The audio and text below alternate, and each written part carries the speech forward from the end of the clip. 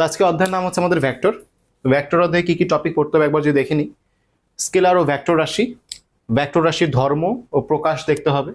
বিশেষ ভেক্টর আছে কিছু, ভেক্টর যোজন ও বিভাজন, স্কেলার বা ডট গুণন, ভেক্টর বা ক্রস গুণন, অপারেটর, নাবলা, ডেল এগুলো সম্পর্কে পড়তে হবে। এরপর লাস্টে গ্রেডিয়েন্ট, ডাইভারজেন্স, কার্ভ। তো আমি জানি যে তোমরা এই মুহূর্তে যারা ক্লাসে আসো বেশিরভাগই তোমরা ভেক্টর বিভিন্ন জায়গায় পড়ে আসছো, তোমরা ভেক্টর পারো। আমার এই ক্লাসের উদ্দেশ্য হচ্ছে মেডিকেল অ্যাডমিশনের জন্য ভেক্টরটাকে তোমাকে গুছিয়ে দেওয়া, যাতে পরবর্তীতে 15 মিনিট পড়লেই ভেক্টরটা তোমার পুরোপুরি ক্লিয়ার হয়ে যায়। এখান থেকে কোনো প্রশ্ন তুমি মিস না করো। এখান থেকে যে কোনো স্টুডেন্টকে প্রশ্ন করলে তুমি ভেক্টর থেকে আনসার করতে পারবা, কিন্তু গুছানো একটা বিষয়, মানে এমনভাবে গুছানো যেন 15 মিনিট পড়লেই পরবর্তীতে রিভিশন দিলে যেন তোমার পরীক্ষার প্রস্তুতি হয়ে যায়। ওকে, আমি এভাবে পড়াবো। এবং তোমার অধ্যায় পড়ার স্টাইলটা কি হবে? আমার কন্টেন্ট পড়বা, এরপর বই পড়বা, এরপর ম্যাথ ক্লাস করবা, অনুশীলনী ক্লাস করবা, অনুশীলনী সলভ করবা। এগুলো সবগুলো তোমার দায়িত্ব। এটা তুমি আজকেই করো বা এক সপ্তাহ ভরে করো, কোনো ডাজন্ট ম্যাটার, বা এটা করতে হবে। ক্লাস নোট পড়বা, কন্টেন্ট পড়বা, বই পড়বা, ম্যাথ ক্লাস করবা, অনুশীলনী ক্লাস করবা এবং অনুশীলনী সলভ করবা। এটা তোমার দায়িত্ব। ওকে, তো আমরা শুরু করতেছি ক্লাস। আমরা ক্লাস শুরু করতেছি, খেয়াল করো। আমাদের অধ্যায়ের নাম হচ্ছে ভেক্টর। তো ভেক্টর রাশি কি আগে বুঝতে হবে। তো ভেক্টর রাশি, তাই না? সাথে একটা কথা আসে রাশি। তো রাশি জিনিসটা কি? যার মান আছে। রাশি হচ্ছে যার মান আছে। এরকম রাশি হইতে পারে দুই ধরনের। রাশি হইতে পারে দুই ধরনের, একটা হচ্ছে স্কেলার রাশি, একটা হচ্ছে ভেক্টর রাশি। স্কেলার রাশি মানে কি? যার শুধুমাত্র মান আছে। আর ভেক্টর রাশি হচ্ছে যার মানও আছে আবার হচ্ছে দিকও আছে। তাহলে ভেক্টর রাশি আর স্কেলার রাশির মধ্যে পার্থক্যটা কি? স্কেলার রাশি শুধুমাত্র মান আছে, আর ভেক্টর রাশির মান ও দিক দুইটাই আছে। আচ্ছা, ভালো কথা। এখন আমি ভেক্টর রাশি চিনব কিভাবে? ভেক্টর রাশি আর স্কেলার রাশিকে ডিফারেন্সিয়েট করব কিভাবে? তো ভেক্টরের ক্ষেত্রে কি বললাম? মান এবং দিক দুইটাই আছে। তো তোমরা অনেকে হচ্ছে রাশির নামগুলো মুখস্থ করো, বিভিন্ন ছন্দ দিয়ে মুখস্থ করো, সমস্যা নেই, ছন্দ দিয়ে পড়লেও পারবা। বাট আমি যে টেকনিকটা শেখাচ্ছি এটা দিয়ে তুমি ছন্দ ছাড়াও আনসার করতে পারবা। কিভাবে? যদি তুমি দেখো যে কোনো একটা ভেক্টরের সাথে কোনো একটা স্কেলার রাশি গুণ করা হচ্ছে, অথবা তুমি যদি দেখো কোনো একটা ভেক্টরের সাথে কোনো একটা স্কেলার রাশি ভাগ করা হচ্ছে, দুই ক্ষেত্রেই উত্তর হচ্ছে ভেক্টর। আমি দুইটা উদাহরণ দিই, তাহলে তোমরা বুঝতে পারবা।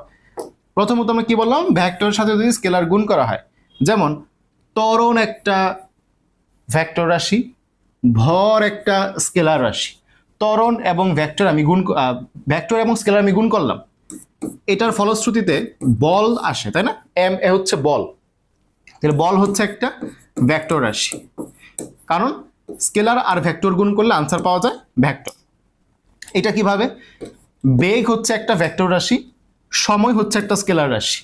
বেগকে সময় দ্বারা ভাগ করলে পাওয়া যায় ত্বরণ, ত্বরণটা হচ্ছে একটা ভেক্টর রাশি। তাহলে ভেক্টরকে যদি স্কেলার দ্বারা ভাগ করো সেই ক্ষেত্রেও আনসার ভেক্টর, ভেক্টরকে যদি স্কেলার দ্বারা গুণ করো সেই ক্ষেত্রেও আনসার হচ্ছে ভেক্টর। এরকম আরো কিছু উদাহরণ তোমার জানা উচিত, যেমন হচ্ছে টর্ক। যেমন হচ্ছে টর্ক, ঠিক আছে? টর্কের উদাহরণ, টর্কের সূত্র কি? টাউ সমান আর ক্রস এফ। আর ক্রস এফ না দিয়ে আমরা আর এফ দিয়েই বুঝলাম শর্টকাটে। তাহলে আর হচ্ছে একটা স্কেলার রাশি ব্যাসার্ধ, এফ বল হচ্ছে একটা ভেক্টর রাশি। তাহলে স্কেলার আর ভেক্টর গুণ করলে আমাদের আনসার কি আসবে? ভেক্টর। স্কেলার আর ভেক্টর গুণ করলে আনসার কি আসবে? ভেক্টর। এখন বেসিক কিছু ভেক্টর রাশি যা তোমার ঠোঁটের আগে থাকা উচিত, যেমন সরণ, ত্বরণ, বেগ, বল। এই যে আমি বললাম সরণ, ত্বরণ, বেগ, বল, এই চারটা সবসময় ঠোঁটের আগে থাকতে হবে। যেগুলো ভেক্টর, এইগুলোর সাথে যদি স্কেলার গুণ করি তাহলে ভেক্টর, এগুলোর সাথে যদি স্কেলার ভাগ করি তাও হচ্ছে ভেক্টর। আমি কথাটা কি বললাম? যদি এইগুলার সাথে স্কেলার গুণ করি, যে সরণ, ত্বরণ, বেগ, বল, এগুলোর সাথে যদি স্কেলার গুণ করি তাহলে ভেক্টর, ভাগ করলেও কি ভেক্টর, কারণ এরা হচ্ছে ভেক্টর রাশি। এখন কথা হচ্ছে আমাদের জড়তার ভ্রামক নামে একটা রাশি আছে। জড়তার ভ্রামক আই সমান এম আর স্কয়ার। এখানে এম কি রাশি? ভর হচ্ছে স্কেলার রাশি। ব্যাসার্ধ কি রাশি? স্কেলার রাশি। দুইটাই স্কেলার, কোনো ভেক্টর এখানে নাই, এই জন্য এই জড়তার ভ্রামক হচ্ছে স্কেলার রাশি। তো একটা সুন্দর কথা আছে যে সকল ভ্রামক ভেক্টর রাশি জড়তার ভ্রামক বাদে, জড়তার ভ্রামক বাদে সকল ভ্রামক ভেক্টর রাশি জড়তার ভ্রামক বাধা এটা বলা হয়। তাহলে এই যে এইটা হচ্ছে আমাদের জড়তার ভ্রামক, এই যে এটা হচ্ছে আমাদের জড়তার ভ্রামক। কেন এটা ভেক্টর না আমি কিন্তু বুঝাই দিচ্ছি। আর কি কি ভ্রামক আছে এরকম, এই যে টর্ক, টর্কের অপর নাম হচ্ছে বলের ভ্রামক, টর্কের অপর নাম হচ্ছে বলের ভ্রামক বা হচ্ছে দ্বন্দ্বের ভ্রামক। নিউটনীয় বলবিদ্যা পড়ানোর সময় এটা কিন্তু ভালো মতো বলে দিয়েছিলাম, তাই না? নিউটনীয় বলবিদ্যা পড়ানোর সময় বলে দিয়েছি যে টর্ক হচ্ছে বলের ভ্রামক বা দ্বন্দ্বের ভ্রামক। ওকে, তাহলে মোটামুটি আমরা একটা বেসিক এটা সূত্র মতো দাঁড় করাতে পারছি যে কোনো ভেক্টর রাশিকে গুণ করো বা ভাগ করো, স্কেলার দিয়ে গুণ করো বা ভাগ করো, আনসার হবে ভেক্টর রাশি। তো এই জিনিসটা আমি কন্টেন্টেও তোমাদের সাজায় নিয়ে আসছি তোমাদের বোঝার সুবিধার্থে। যেমন প্রথমত দেখো, আমরা হচ্ছে এখানে বইয়ে বিভিন্ন রাশির সূত্র শিখছি, এখানে অনেক কথাবার্তা বলছি। তা আমরা এখানে উদাহরণ নিয়ে আসছি বেগ। খেয়াল করো, বেগ ভি সমান এস বাই টি, সরণ বাই সময়, সরণ ভেক্টর, সময় স্কেলার। তাহলে ভেক্টরকে স্কেলার দ্বারা ভাগ করলে আনসার কি ভেক্টর। এই যে ভি হচ্ছে বিভব, বিভব একটা স্কেলার রাশি। কেন? এই যে কাজ, কাজ হচ্ছে কি স্কেলার রাশি, ভর কি স্কেলার রাশি। তাহলে স্কেলারকে স্কেলার দ্বারা ভাগ করলে আনসার কি হবে? স্কেলারই তো হবে, এখানে তো কোনো ভেক্টর নাই। ওকে, ত্বরণের উদাহরণটা দিছি, ত্বরণের মধ্যে বেগ ও ভেক্টর আর টাইম কি স্কেলার। তাহলে ভেক্টরকে স্কেলার দ্বারা ভাগ করলে আনসার কি ভেক্টর। আশা করি বুঝতে পারছো বিষয়টা, সহজে এখন আনসার করতে পারবা। ওকে, তড়িৎ প্রাবল্য, তড়িৎ প্রাবল্যের ক্ষেত্রে দেখো যে বল হচ্ছে ভেক্টর রাশি, তড়িৎ প্রাবল্যের সূত্র কি এফ বাই কিউ, বল হচ্ছে ভেক্টর রাশি, তো চার্জ হচ্ছে স্কেলার রাশি। ভেক্টরকে স্কেলার দ্বারা ভাগ করলে আনসার কি ভেক্টর। তাহলে তড়িৎ প্রাবল্য কি ভেক্টর রাশি। একই কথা তড়িৎ ক্ষেত্র, তড়িৎ ক্ষেত্রের সূত্র এটাই, তড়িৎ ক্ষেত্র কি রাশি ভেক্টর রাশি। ওকে, তো এখন আমি এখানে কিছু উদাহরণ নিয়ে আসছি তোমাদের বাসায় প্র্যাকটিসের জন্য। হ্যাঁ, বাসায় প্র্যাকটিস করবা যে আমি এগুলা চিনি কিনা, আমি স্কেলার রাশিগুলো চিনি কিনা। এখানে অনেকগুলা স্কেলার রাশি আমি উদাহরণ তোমাদের সাজায় দিয়ে আসছি। এবং একটা জিনিস মাথায় রাখবো, এটা হচ্ছে দ্রুতি। হ্যাঁ, দ্রুতি, দ্রুতি আর বেগের মধ্যে পার্থক্যটা বুঝতে হবে। ঠিক আছে, আমি এই ক্ষেত্রে তোমাদের পার্থক্যটা করে দিই, অনেকে হচ্ছে এটা বুঝো না। খেয়াল করো সবাই, স্কেলার এবং ভেক্টর, এটা ক্লাস 8-9 পড়ার মধ্যে ছিল তোমাদের, আশা করি আমি মনে করাই দিলে তোমাদের মনে হবে। দেখো আমি যদি বলি এই বিন্দু থেকে এই বিন্দু পর্যন্ত 5 মিটার দূরত্ব, 5 মিটার হচ্ছে দূরত্ব, তাহলে এটার কোনো দিক নাই, নির্দিষ্ট কোনো দিক নাই, যে কোনো দিকে দূরত্ব হতে পারে। বাট আমি যদি বলি এটা একটা এ পয়েন্ট, এটা একটা বি পয়েন্ট, এ থেকে বি এর দিকে 5 মিটার, তাহলে এটার দূরত্ব থাকবে, এটা হয়ে যাবে সরণ। এ থেকে বি এর দিকে যখন আমি দিকটা উল্লেখ করলাম সেটা হয়ে গেল সরণ। তাহলে একই জিনিস 5 মিটার, 5 মিটার হচ্ছে মান, 5 মিটারটা হচ্ছে মান। তাহলে যার শুধুমাত্র মান আছে সে হচ্ছে স্কেলার রাশিতে, দূরত্ব হচ্ছে স্কেলার রাশি। আর যার মানের সাথে দিকও আছে, এই যে দিকও আছে, সে হচ্ছে ভেক্টর রাশি, যেমন সরণ। তো দূরত্বকে তুমি যদি, দূরত্বকে আমরা ডি দ্বারা প্রকাশ করি, দূরত্বকে তুমি যদি টি দ্বারা ভাগ করো, মানে টাইম দ্বারা ভাগ করো, একক সময়ে যে দূরত্ব অতিক্রম করে তার নাম হবে দ্রুতি। দূরত্বকে সময় দ্বারা ভাগ করলে আনসার কি হবে দ্রুতি। আর যদি সরণকে তুমি সময় দ্বারা ভাগ করো তার আনসার হবে বেগ। বেগকে প্রকাশ করে ভি দ্বারা, এবং বেগ একটা ভেক্টর রাশি কেন, কারণ সরণ হচ্ছে ভেক্টর। বেগ কেন ভেক্টর, সরণ ভেক্টর। দ্রুতি কেন স্কেলার, দ্রুতি কেন স্কেলার, কারণ এখানে দুইটাই স্কেলার, দূরত্ব স্কেলার, টাইমও স্কেলার। ঠিক আছে, এই জিনিসটা কিন্তু তোমাদের অনেক সময় প্যাচ লাগে, এটা মাথায় রাখবা। ঠিক আছে, এটা মাথায় রাখবা। ওকে, আমরা নেক্সট যাচ্ছি, যে এগুলো হচ্ছে আমাদের স্কেলার রাশি উদাহরণ। একইভাবে তুমি দেখছো ভেক্টর রাশি কিছু উদাহরণ সাজায় নিয়ে আসছি। এই যে ওজন ডাব্লিউ সমান এমজি, জি হচ্ছে অভিকর্ষ ত্বরণ, এই জন্য ওজন কি ভেক্টর রাশি। বল, সরণ, বেগ এগুলো কিন্তু অলরেডি বলছি কেন এরা ভেক্টর রাশি। তো তুমি এগুলো একবার রিডিং পড়ে দেখবা, তুমি সবগুলা বুঝো কিনা বা সবগুলা পারো কিনা। ওকে, এ হচ্ছে তোমার কাজ। এইটা একটা তল। হ্যাঁ, তল যদি নর্মালি জিজ্ঞেস করে, তল হচ্ছে একটা স্কেলার রাশি, তল হচ্ছে একটা স্কেলার রাশি। কিন্তু ইলেকট্রিক ফিল্ড মানে তড়িৎ ক্ষেত্র, ম্যাগনেটিক ফিল্ড মানে চুম্বক ক্ষেত্র, এইসব ক্ষেত্রে মানে বিশেষ ক্ষেত্রে ইলেকট্রিক ফিল্ড, ম্যাগনেটিক ফিল্ড, এইসব ক্ষেত্রে বিশেষ ক্ষেত্রে এই তলের লম্ব দিক বরাবর এটার দিক ধরে নেওয়া হয়। তলে লম্ব দিক মানে 90 ডিগ্রি কোণ করে এটার একটা দিক ধরা হয়। তবে নর্মালি তল কি রাশি, নর্মালি তল কি রাশি স্কেলার রাশি, নর্মালি তল কি রাশি স্কেলার রাশি, কিন্তু তলের দিক ধরা হয়। নর্মালি আমরা জানি তল কি রাশি স্কেলার রাশি, কিন্তু এটার কি ম্যাগনেটিক ফিল্ড, ম্যাগনেটিক ফিল্ড এবং হচ্ছে ম্যাগনেটিক ফিল্ড এবং হচ্ছে ইলেকট্রিক ফিল্ডের ক্ষেত্রে, বিশেষ ক্ষেত্রে আমরা কি করতে পারি, এটার দিক ধরতে পারি। কোন দিক বরাবর? তলের যদি দিক থাকে তাহলে সেই দিক কোন দিক বরাবর? লম্ব বরাবর। ওকে, এখন কথা হচ্ছে ভাইয়া প্রশ্ন আসলে কি করব, প্রশ্ন আসলে কিভাবে আনসার করব? মনে করো তোমাকে জিজ্ঞেস করছে নিচের কোনটি ভেক্টর রাশি, অপশনে বাকি তিনটা স্কেলার তুমি বুঝতেছো, বাকি তিনটার মধ্যে কি দিল, মনে করো তাপ দিল, দ্রুতি দিল, বুঝতে পারছো কিনা? তখন তুমি হচ্ছে কি অপশন থেকে বুঝতে পারবা যে বাকি তিনটা 100% শিওর স্কেলার, তার মানে এখানে তলকে ভেক্টর ধরছে। আবার মনে করো একটা প্রশ্ন করছে নিচের কোনটি ভেক্টর রাশি, নিচে কোনটি ভেক্টর রাশি বা স্কেলার রাশি, তখন দেখলা, মানে আমি একটু প্রশ্নের টাইপটা দেখাই তো তোমাদের কনফিউশন থাকবে না আশা করি। প্রশ্ন কি টাইপের জিজ্ঞেস করতে পারে আমি দেখাই। কনফিউশন, হ্যাঁ কনফিউশন। এক নাম্বার জিজ্ঞেস করতে পারে কোনটি স্কেলার রাশি, কোনটি স্কেলার রাশি। তো মনে করো অপশনে আছে বল, তড়িৎ প্রাবল্য, বল তড়িৎ প্রাবল্য, ভরবেগ, তল। ঠিক আছে, এটা মনে করো প্রশ্ন। এখন তুমি শিওর যে বল হচ্ছে ভেক্টর, বল ভেক্টর, তড়িৎ প্রাবল্য ভেক্টর, ভরবেগও ভেক্টর, তার মানে এখানে যেহেতু স্কেলার রাশি চাইছে, তলটাকে কি রাশি ধরছে? স্কেলার রাশি ধরছে। আমার কথাটা ক্লিয়ার? কথাটা ক্লিয়ার? ওকে, এটা বুঝতে পারছো আশা করি। এখানে কি বুঝেছে আশা করি বুঝতে পারছো। ওকে, নেক্সট 2 নাম্বার আরেকটা প্রশ্ন কিরকম আসতে পারে,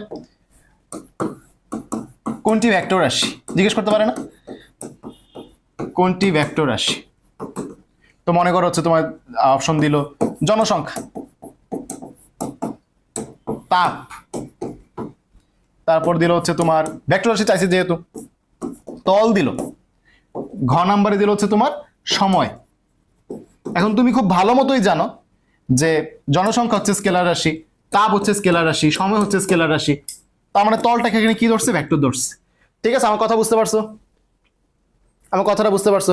এভাবে একটু বুঝে আনসার করবা, একটু বুঝে আনসার করবা। ওকে, তো আমাদের এখন বই থেকে এটা টপিক পড়তে হবে, স্কেলার ও ভেক্টর রাশি আমরা এখন চিনবো ইনশাল্লাহ, পারবো ইনশাল্লাহ।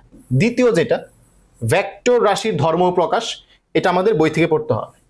ভেক্টর রাশির ধর্ম ও প্রকাশ, খেয়াল করো, খেয়াল করো, ভেক্টর রাশিকে দুই ভাবে প্রকাশ করা যায়, ভেক্টর রাশিকে দুই ভাবে প্রকাশ করা যায়, একটা হচ্ছে অক্ষর দ্বারা, একটা হচ্ছে সরলরেখা দ্বারা। কি বললাম? একটা ভেক্টর রাশিকে চিহ্ন দ্বারা দুই ভাবে প্রকাশ করা যায়, একটা হচ্ছে অক্ষর দ্বারা, একটা হচ্ছে সরলরেখা দ্বারা। আবার অক্ষর দ্বারা 4 ভাবে প্রকাশ করা যায়। তাহলে আমি যে পয়েন্টটা মার্ক করছি ভালো মতো দেখো, চিহ্ন দ্বারা কয় ভাবে? 2 ভাবে। অক্ষর দ্বারা কয় ভাবে? 4 ভাবে। কেমনে বুঝবা? অক্ষর, অক্ষরের মধ্যে কয় অক্ষর? অক্ষরের মধ্যে কয় অক্ষর? স্বরেও একটা, ক্ষীয়র মধ্যে 2টা যুক্তবর্ণ যেহেতু, আর বৈষম্যের একটা, মোট হচ্ছে 4টা। তাহলে অক্ষর 4 অক্ষর তাহলে প্রকাশ করা যায় 4 ভাবে, আর চিহ্ন দিলে কত ভাবে? 2 ভাবে। ওকে, এই 4 ভাবে অক্ষর দ্বারা কিভাবে প্রকাশ করা যায়? প্রকাশ করা যায় কিভাবে? যে কোনো একটা অক্ষরকে তুমি যদি বোল্ড করে লেখো, যে কোনো একটা অক্ষরকে তুমি কি করলা? বোল্ড করে লেখলা, এটা বুঝায় ভেক্টর। কোন একটা অক্ষরের মাথায় তুমি যদি তীর চিহ্ন দিয়া দাও, এটা বুঝায় ভেক্টর। তীর চিহ্ন না দিয়া মনে করো মাথায় একটা টান দিয়ে দিলা, এটাও ভেক্টর। মাথায় টান না দিয়া নিচে টান দিলা, এটা হচ্ছে ভেক্টর। এবং যদি কোনো ভেক্টর রাশিকে এরকম 2টা দাগ মানে মডুলাসের ভিতর ধরা হয়, তাহলে এটা বুঝায় ভেক্টরের মান, এটা বুঝায় ভেক্টরের মান। ঠিক আছে, যদি কোনো ভেক্টরকে এরকম মডুলাসের ভিতর দেখো, এটা কি বুঝায়? ভেক্টরের মান। তাহলে এটা মানে কি? ভেক্টরের মান। ওকে, তাহলে ভেক্টর রাশির প্রকাশটা আশা করি ক্লিয়ার। ভেক্টর রাশির কিছু ধর্ম আছে এখানে, এই ধর্মটা তুমি এখন হয়তো বা বুঝবা না, আমি সামনে ক্লাসে কথা বলতে বলতে এই প্রত্যেকটা ধর্ম চলে আসবে। ওকে, আচ্ছা, তাহলে আমাদের 2 নম্বর টপিকটা ক্লিয়ার যে ভেক্টর রাশির ধর্ম ও প্রকাশ আমরা পারবো। এখন হচ্ছে বিশেষ কিছু ভেক্টর আছে। বিশেষ ভেক্টর মানে কি? একক ভেক্টর, নাল ভেক্টর, বিপ্রতীক ভেক্টর। ঠিক আছে, এই যে এক একটা বিশেষ নামের ভেক্টর, এগুলোকে আমরা কি বলি? বিশেষ ভেক্টর। তো এই প্রত্যেকটা ভেক্টর সম্পর্কে আমরা তো এখানে পড়াশোনা করব। ঠিক আছে, প্রত্যেকটা ভেক্টর সম্পর্কে আমরা তো এখানে পড়াশোনা করব। ওকে, বিশেষ ভেক্টরের মধ্যে আমরা প্রথমে 2টা স্পেশাল ভেক্টর নিয়ে কথা বলবো। বিশেষ ভেক্টরের মধ্যে 1 নাম্বার হচ্ছে নাল ভেক্টর। 1 নাম্বার হচ্ছে নাল ভেক্টর। তো নাল ভেক্টর মানে কি? নাল মানে শূন্য, নাল মানে শূন্য। তাহলে এটাকে 0 মাথার মধ্যে টান দ্বারা প্রকাশ করা হয়, যেহেতু এটা শূন্য। এবং ভেক্টর রাশিকে প্রকাশ করা যায় কেমনে? মাথার মধ্যে টান দিয়ে। তাহলে নাল ভেক্টর এটা প্রকাশ করা যায় কিভাবে? জিরো মাথার মধ্যে টান, এর নির্দিষ্ট কোনো দিক নাই, এর নির্দিষ্ট কোনো দিক নাই, নির্দিষ্ট কোনো দিক নাই। ঠিক আছে, নাল ভেক্টরের নির্দিষ্ট কোনো দিক নাই এবং এর মান শূন্য। নাল ভেক্টর যদি জিজ্ঞেস করে মান কত, নাল ভেক্টরের মান শূন্য। এই তিনটা বেশি আসে। আরেকটা প্রশ্ন আসে যে পাদবিন্দু এবং শীর্ষবিন্দু একই, নিচের কোনটির পাদবিন্দু ও শীর্ষবিন্দু একই? পাদবিন্দু ও শীর্ষবিন্দু একই কোন ভেক্টরের? পাদবিন্দু ও শীর্ষবিন্দু একই কোন ভেক্টরের? আনসার কি হবে? নাল ভেক্টর। ওকে, এটা হচ্ছে একটা পড়া। এখন হচ্ছে আমাদের 2 নাম্বার একক ভেক্টর। 2 নাম্বার পড়ব হচ্ছে একক ভেক্টর। এখন কথা হচ্ছে নাল ভেক্টরের সাথে একক ভেক্টরের পার্থক্যটা কোন জায়গায়? দেখো, নাল ভেক্টরের ক্ষেত্রে আমরা বললাম এটা হচ্ছে 0 দ্বারা প্রকাশ করা হয়, আর একক ভেক্টরকে প্রকাশ করা হয় যে কোনো একটা সংখ্যার উপরে মাথার মধ্যে টুপি দিয়া, এটা একক ভেক্টরকে প্রকাশ করা হয়। প্রকাশটা আমরা বুঝলাম। দ্বিতীয়ত, নাল ভেক্টরের নির্দিষ্ট কোনো দিক নাই, কিন্তু একক ভেক্টরের দিক আছে। একক ভেক্টরের দিক আছে। কোন দিকে দিক সেটা বলতেছি। নাল ভেক্টরের ক্ষেত্রে পাদবিন্দু ও শীর্ষবিন্দু একই। আচ্ছা, নাল ভেক্টর তৈরি হয় কিভাবে? নাল ভেক্টর তৈরি হয় কিভাবে জানা উচিত না? মনে করো দুইটা সমান ভেক্টর বিপরীত দিয়ে ক্রিয়া করতেছে। এই দিক বরাবর 5 মিটার সরণ ভেক্টর রাশি, এই দিক বরাবর মনে করো 5 মিটার, অথবা এই দিক বরাবর 5 নিউটন বল, এই দিক বরাবর 5 নিউটন বল, দুইটা ভেক্টর রাশি এবং তারা পরস্পর 180 ডিগ্রি কোণে ক্রিয়া করতেছে, উল্টা দিকে পরস্পর বিপরীত দিয়ে ক্রিয়া করতেছে। দুইটা ভেক্টর রাশি যদি বিপরীত দিয়ে ক্রিয়া করে সেক্ষেত্রে আমরা আনসার কি পাবো? নাল ভেক্টর।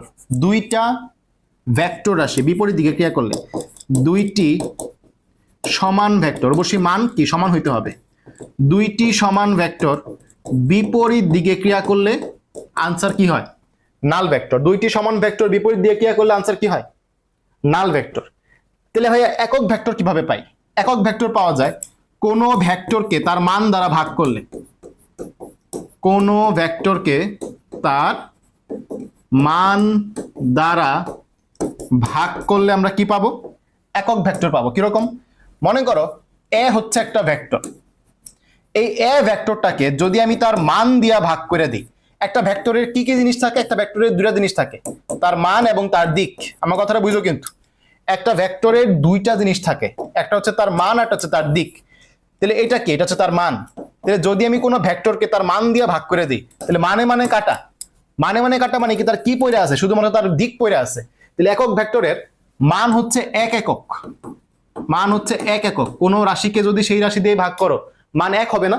যেমন তুমি যে 5 কে 5 দ্বারা ভাগ করো, তাহলে আনসার কি হবে? 1। আর 5 যদি একটা ভেক্টর রাশি হয় তাহলে কি 1 মাথার মধ্যে কি একটা দিক পড়ে থাকবে। তাহলে একক ভেক্টরের মান কত? 1 একক। প্রকাশ করে কিভাবে? মাথার মধ্যে টুপি দিয়া। এর নিজস্ব দিক আছে। কিভাবে পাওয়া যায়? কোনো ভেক্টরকে তার মান দ্বারা ভাগ করলে পাওয়া যায়। এর দিক কোন দিকে? এটা প্রশ্ন করতে পারে। দিক আছে, কিন্তু কোন দিকে? মূল ভেক্টরের দিকে। মূল ভেক্টরের দিকে মানে তুমি যেই ভেক্টরটাকে ভাগ করছো, তুমি কোন ভেক্টরটাকে ভাগ করছো? একে ভাগ করছো, তাহলে এর দিক যে দিকে তার দিক সেই দিকে। এখান থেকে একটা প্রশ্ন আসে, একটি রাশি বা একটি ভেক্টর রাশি ও তার একক ভেক্টরের মধ্যবর্তী কোণ কত? কোন ভেক্টর রাশি এবং তার একক ভেক্টরের মধ্যবর্তী কোণ কত? খেয়াল করো, একটা ভেক্টর যদি এই দিক বরাবর ক্রিয়া করে তাহলে তার যে একক ভেক্টর অবশ্যই এই দিক বরাবরই ক্রিয়া করবে, কারণ শুধুমাত্র মান দিয়ে ভাগ হয়েছে, দিক তো আর চেঞ্জ হয় নাই। তাহলে মূল ভেক্টরটা যদি এইদিকে ক্রিয়া করে, একক ভেক্টরটা যদি এইদিকে ক্রিয়া করে, তাহলে মধ্যবর্তী কোণ কত? 0 ডিগ্রি। তাহলে কোন একটি রাশি এবং তার একক ভেক্টরের মধ্যবর্তী কোণ হচ্ছে, কোন রাশি এবং তার একক ভেক্টরের মধ্যবর্তী কোণ কত? 0 ডিগ্রি। মধ্যবর্তী কোণ হচ্ছে 0 ডিগ্রি। এই কয়েকটা প্রশ্ন তোমাকে বিশেষভাবে জিজ্ঞেস করবে একক ভেক্টর এবং নাল ভেক্টর থেকে। আমার কথা বুঝতে পারতেছো তোমরা? একক ভেক্টর এবং নাল ভেক্টর থেকে কয়েকটা তথ্য জিজ্ঞেস করতে পারে। ওকে, তাহলে আমরা এখানে পড়ব হচ্ছে বিষয়। এখানে হচ্ছে আমাদের নাল ভেক্টর বা শূন্য ভেক্টর, নাল ভেক্টর, আর একটা হচ্ছে আমাদের একক ভেক্টর। ঠিক আছে, সবাই এবার নোট করো। 1 নাম্বার আমরা পড়তেছি মান নি, যে নাল ভেক্টরের মান কত। নাল ভেক্টরের মান কত? মান হচ্ছে 0। নাল ভেক্টরের মান হচ্ছে 0, আর একক ভেক্টরের মান হচ্ছে 1 একক। ঠিক আছে। 2 নাম্বার, দিক আছে কিনা। এটার কিন্তু দিক নির্দিষ্ট নয়, মানে আমাদের নাল ভেক্টর যেটা, দিক আছে কিন্তু হচ্ছে নির্দিষ্ট নয়। দিক আছে, দিক না থাকলে সে ভেক্টর রাশি কিভাবে হবে? দিক আছে বাট নির্দিষ্ট নয়। দিক আছে তবে নির্দিষ্ট নয়। আর এটার দিক কোন দিকে? মূল ভেক্টরের দিকে, মূল ভেক্টরের দিকে। এরপরে পড়বা কিভাবে পাওয়া যায়। 3 নাম্বার, মানে নাল ভেক্টর কিভাবে পাওয়া যায়, একক ভেক্টর কিভাবে পাওয়া যায়, কিভাবে পাওয়া যায়। ঠিক আছে, নাল ভেক্টর কিভাবে পাওয়া যায়, একক ভেক্টর কিভাবে পাওয়া যায়। ওকে, কোন ভেক্টরকে তার মান দিয়ে ভাগ করলে কি পাওয়া যায়? কোন ভেক্টরকে, সবাই লিখতেছো আমার সাথে সাথে, কোন ভেক্টরকে তার মান দ্বারা ভাগ করলে কি পাওয়া যায় বাচ্চারা? একক ভেক্টর পাওয়া যায়। যে শূন্য ভেক্টর কখন পাবো? শূন্য ভেক্টর কখন পাবো?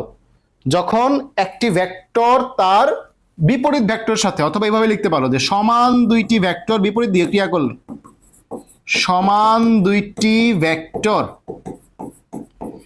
বিপরীত দিকে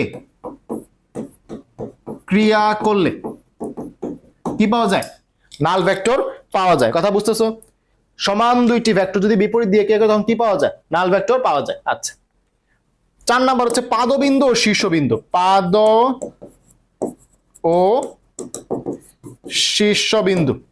নাল ভেক্টরের ক্ষেত্রে পাদবিন্দু ও শীর্ষবিন্দু একই, কিন্তু একক ভেক্টরের ক্ষেত্রে এটা কি? ভিন্ন।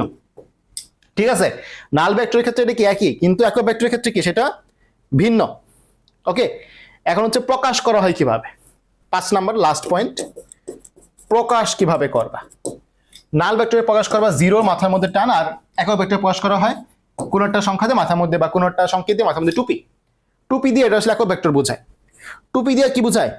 একক ভেক্টর বোঝায়। ওকে, সবাই একটু জানাও এই পর্যন্ত যা কিছু বললাম ক্লিয়ার কিনা। এই পর্যন্ত যদি ক্লিয়ার থাকে বাকিগুলো একদম ইজি, বাকিগুলো একদম ইজি। আমি দেখাচ্ছি। এই দুইটা একটু সুপ্রমাণ প্যাস লাগায়, পরীক্ষা অপশন দেখলে প্যাস লাগায়। তো দেখো আমি এইগুলো এখানে লিখে নিয়ে আসছি। একক ভেক্টর, একক ভেক্টরকে, যে ভেক্টরের মান 1 একক, ওই ভেক্টরকে কোন একটা ভেক্টরকে ওই ভেক্টরের মান দ্বারা ভাগ করলে কি পাওয়া যায়? একক ভেক্টর পাওয়া যায়। একক ভেক্টর ও মূল ভেক্টরের মধ্যবর্তী কোণ 0 ডিগ্রি। এগুলো পরীক্ষা আসে। শূন্য ভেক্টর, যে ভেক্টরের মান 0, নির্দিষ্ট দিক নেই, বিপরীত ভেক্টরের সাথে যোগ করলে পাওয়া যায়। পাদবিন্দু শীর্ষবিন্দু একই। একটা প্রশ্ন আসে ইসেকশন অনুশীলনীতে আছে যে সঠিক ভেক্টর কোনটি? যেই ভেক্টরের মান 0 নয় তার নাম হচ্ছে সঠিক ভেক্টর। যেই ভেক্টরের মান 0 নয় কিন্তু 0 হলে তো সেটা নাল ভেক্টর হয়ে যাবে। 0 হলে কি হয়ে যাবে? নাল ভেক্টর হয়ে যাবে। তাহলে যে ভেক্টরের মান 0 নয় তার নাম হচ্ছে সঠিক ভেক্টর। ওকে, এই তিনটা খুব ইজি। এবং এই দেখো, সমান ভেক্টর, বিপরীত ভেক্টর, বিপরীত ভেক্টর, এগুলো প্যাস লাগে, তাই না? অনেক পোলাপান আমি দেখছি এগুলো প্যাস লাগায়। সমান ভেক্টর, বিপরীত ভেক্টর এবং বিপ্রতীপ ভেক্টর। আচ্ছা, এখন আমি তোমাকে একটু বিষয়টা বুঝাই, একটু বিষয়টা বুঝো। খুবই ইজি, খুবই ইজি। একটা বিষয় হচ্ছে যে সদৃশ বলতে কি বোঝায়? সদৃশ কি? হোয়াট ইজ সদৃশ? ঠিক আছে, দেখো ছোটবেলা তোমরা ত্রিভুজ অঙ্কন করতা, এরকম ত্রিভুজ, এটা একটা বড় ত্রিভুজ, এটা একটা ছোট ত্রিভুজ। কিন্তু আমি যদি বলি এই ত্রিভুজের প্রত্যেকটা বাহু হচ্ছে 5 5 5, আর এই ত্রিভুজের প্রত্যেকটা বাহু হচ্ছে 1 1 1, তাহলে এই দুইটা হচ্ছে সদৃশ ত্রিভুজ। কেন সদৃশ? কারণ প্রত্যেকটা বাহুর অনুপাত সমান। সদৃশ মানে প্রত্যেকটা বাহুর অনুপাত সমান। একইভাবে ভেক্টরের ক্ষেত্রে সদৃশ ভেক্টর আছে। তাহলে ভাইয়া হোয়াট ইজ সদৃশ ভেক্টর? হোয়াট ইজ সদৃশ ভেক্টর? সদৃশ ভেক্টরের কয়েকটা শর্ত হচ্ছে তারা সমজাতীয় হইতে হবে। বইয়ের পড়াই পড়াচ্ছি, বানায় পড়াচ্ছি না, সব বইয়ের পড়া, বই পড়লে বুঝতে পারবা। সদৃশ ভেক্টর মানে তারা সমজাতীয় হইতে হবে। ভাইয়া হোয়াট ইজ সমজাতীয়? সমজাতীয় মানে আমি যদি একটা ভেক্টর দিয়ে বুঝাই 5 নিউটন, আরেকটা ভেক্টর দিয়ে অবশ্যই আমার এই নিউটনটাই বুঝাইতে হবে। আমি নিউটনের সাথে মিটার তুলনা করতে পারবো না, মানে বলের সাথে বলের তুলনাই করতে হবে, তাদের সমান জাত হইতে হবে, একই জাত হইতে হবে। ভেক্টর তো অনেক আছে, বল যেমন ভেক্টর, সরণ একটা ভেক্টর, বেগও একটা ভেক্টর। আমি যদি বলি 5 নিউটন আর 5 মিটার পার সেকেন্ড, একটা হচ্ছে বল ভেক্টর আর একটা হচ্ছে বেগ ভেক্টর, তারা সমজাতীয় না। তাহলে সদৃশ ভেক্টর হওয়ার জন্য সমজাতীয় হইতে হবে। দুইটাই কি হইতে হবে? নিউটন হইতে হবে। তাদের মান যে সমান হইতে হবে এটা কিন্তু ম্যান্ডেটরি না। মান এটা 5 এটা 7 কোনো সমস্যা নাই, কিন্তু তাদের সমজাতীয় হইতে হবে এবং তারা একই দিকে ক্রিয়া করতে হবে। তারা একই দিকে ক্রিয়া করতে হবে। এটা যদি ডান দিকে ক্রিয়া করে এটাও ডান দিকেই ক্রিয়া করতে হবে, তাদের দিকটা সেম হইতে হবে। তাহলে সদৃশ ভেক্টর হওয়ার শর্ত হচ্ছে সমজাতীয় কিন্তু দিক এক। আরেকটা শর্ত হচ্ছে মান অসমান হইতে হবে। তাহলে ভাইয়া মান অসমান কেন? যদি মান সমান হয়ে যায় তাহলে সমস্যা কি? হ্যাঁ, এই জায়গায় একটা কথা আসে, যদি তাদের মান মানে যদি সদৃশ ভেক্টরের মান অসমান না হয়ে সমান হয়ে যায়, যদি সদৃশ ভেক্টরের মান অসমান না হয়ে সমান হয়ে যায় তার নাম হবে সমান ভেক্টর। যদি সদৃশ ভেক্টরের মান অসমান না হয়ে সমান হয়ে যায় তাহলে সমান ভেক্টরের সংজ্ঞা কি? সমজাতীয়, একই দিকে ক্রিয়া করে এবং মান সমান, তার নাম হচ্ছে সমান ভেক্টর। সমজাতীয়, একই দিকে ক্রিয়া করে এবং মান সমান। সমজাতীয়, একই দিকে ক্রিয়া করে এবং মান সমান। 5 নিউটন 5 নিউটন একই দিকে ক্রিয়া করে, এই দুইটা কি সমান ভেক্টর? তো সমান ভেক্টরের কয়টা শর্ত? সমান ভেক্টরের কয়টা শর্ত বলো? সমান ভেক্টরের 3টা শর্ত। সমান ভেক্টরের 3টা শর্ত। সমজাতীয়, জাতীয় হইতে হবে কি? সমান মান, সমান মান, এবং আরেকটা কি? সমান দিক, মানে দিকটাও কি সমান হইতে হবে। সমান ভেক্টরের 3টা সমান, সমান জাতীয় বা সমজাতীয়, সমান মান এবং সমান দিক। তাহলে ভাইয়া যদি তাদের মান সমান না হইয়া অন্য মান হইতো তাহলে কি হইতো? সদৃশ ভেক্টর হইতো। ভাইয়া যদি দিকটা অন্যরকম হয়ে যেত, দিকটা যদি অন্যরকম হয়ে যেত, মানে বুঝলাম যে মান সমান, আমি বুঝলাম যে মান সমান, এইটাও 5 নিউটন এইটাও 5 নিউটন, বাট তাদের দিকটা হয়ে গেছে উল্টা। এইটা ডানে দুইটা, এটা একটা ডানে একটা বামে, দিক উল্টা হয়ে গেছে, সব সেম, তার নাম হয়ে যাবে বিপরীত ভেক্টর। তার নাম হয়ে যাবে বিপরীত ভেক্টর। তাহলে বিপরীত ভেক্টরের শর্ত কয়টা? 3টা। কি কি? সমজাতীয়, সমজাতীয়, সমান মান, সমজাতীয়, সমান মান, বাট দিকটা হচ্ছে বিপরীত। এই একটার কারণে, দিকটার কারণে তার নাম হয়ে গেছে বিপরীত ভেক্টর। আচ্ছা ভাইয়া, বিপরীত ভেক্টর তো বুঝলাম, বিপ্রতীপ আবার কোনটা? বিপরীত তো বুঝলাম, কিন্তু বিপ্রতীপ কথা বুঝো কিন্তু, বিপরীত আর বিপ্রতীপ দুটো কিন্তু এক না। বিপ্রতীপ, বিপ্রতীপ যদি বলি 5 নিউটন এ ভেক্টর, এই এ ভেক্টরের বিপ্রতীপ ভেক্টর হবে 1/5 নিউটন, বি হবে 1/5 নিউটন। তাহলে বুঝো কিন্তু যে কোনো ভেক্টরের, এ ভেক্টরের বিপ্রতীপ ভেক্টর হবে 1/a। তাহলে বিপ্রতীপ মানে কি? ইনভার্স। বিপ্রতীপ মানে হচ্ছে ইনভার্স। তাহলে আমি আরেকবার বলি, সমান ভেক্টর মানে কি? দিক সেম, মান সেম, জাত সেম। বিপরীত ভেক্টর মানে কি? দিক বাদে বাকি সব সেম, জাত সেম, মান সেম, জাস্ট দিকটা কি? বিপরীত দিকে। বিপ্রতীপ মানে কি? ইনভার্স। 5 হইলে 1/5, 7 হইলে 1/7, 10 হইলে 1/10। কথা ক্লিয়ার? কথা ক্লিয়ার? ওকে, এই জিনিসগুলো আমি এখানে লেখা নিয়ে আসছি। সমান ভেক্টর, দুইটি ভেক্টরের মান ও দিক সমান হলে। বিপরীত বা ঋণাত্মক ভেক্টর, দুইটি ভেক্টরের মান সমান কিন্তু দিক বিপরীত হলে। আর বিপ্রতীপ ভেক্টর হচ্ছে 7i হলে 1/7i। ওকে, ক্লিয়ার? ক্লিয়ার। এখন আমরা দেখব অক্ষীয় ভেক্টর এবং পোলার ভেক্টর। তোমরা মেয়ের আবার রাগ করো না, ভাইয়া পোলার ভেক্টর আছে, মাইয়ার ভেক্টর কেন নাই? ঠিক আছে, পোলা মানুষ সব জায়গায়, মাইয়ারা কেন নাই? আপনার নামে কিন্তু মামলা করব, এটা কিন্তু বৈষম্য হয়ে গেল। ঠিক আছে, তোমরা রাগ করো না, আমার নামে মামলা না করে ইসাক স্যারের নামে করতে পারো, যেহেতু ওনার বইয়ে পোলার ভেক্টর আছে, মাইয়ার ভেক্টর নাই। আচ্ছা, অক্ষীয় মানে কি? অক্ষ রিলেটেড। অক্ষীয় মানে অক্ষ রিলেটেড। আমরা জানি অক্ষ মানে কি? একটা ঘুরুন্টি হবে, তাই না? অক্ষ মানে হচ্ছে অক্ষকে ঘিরে একটা ঘুরুন্টি হবে।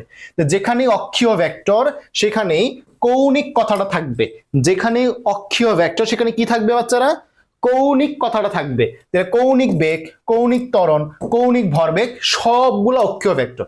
এর বাইরে দুনিয়ার যা কিছু আছে সব হচ্ছে পোলার ভেক্টর, মানে ঘূর্ণন ছাড়া যেগুলা সেগুলো হচ্ছে পোলার ভেক্টর। ওকে, এখন আরেকটা গুরুত্বপূর্ণ পড়া, আয়ত একক ভেক্টর। আয়ত একক ভেক্টর মানে কি? তোমরা এক্স অক্ষ, ওয়াই অক্ষ এবং জেড অক্ষ অবশ্যই চিনো, তাই না? এক্স অক্ষ, ওয়াই অক্ষ এবং জেড অক্ষ। এক্স অক্ষ, ওয়াই অক্ষ এবং জেড অক্ষ, এক্স, ওয়াই এবং হচ্ছে জেড। এই এক্স অক্ষ বরাবর একটা একক ভেক্টর কল্পনা করা হয়েছে যার নাম হচ্ছে আই আই ক্যাপ।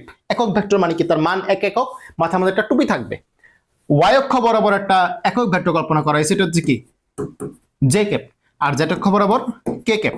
এই যে তিনটা অক্ষ বরাবর যে একক ভেক্টর ক্রিয়া করে তার নাম হচ্ছে আয়ত একক ভেক্টর।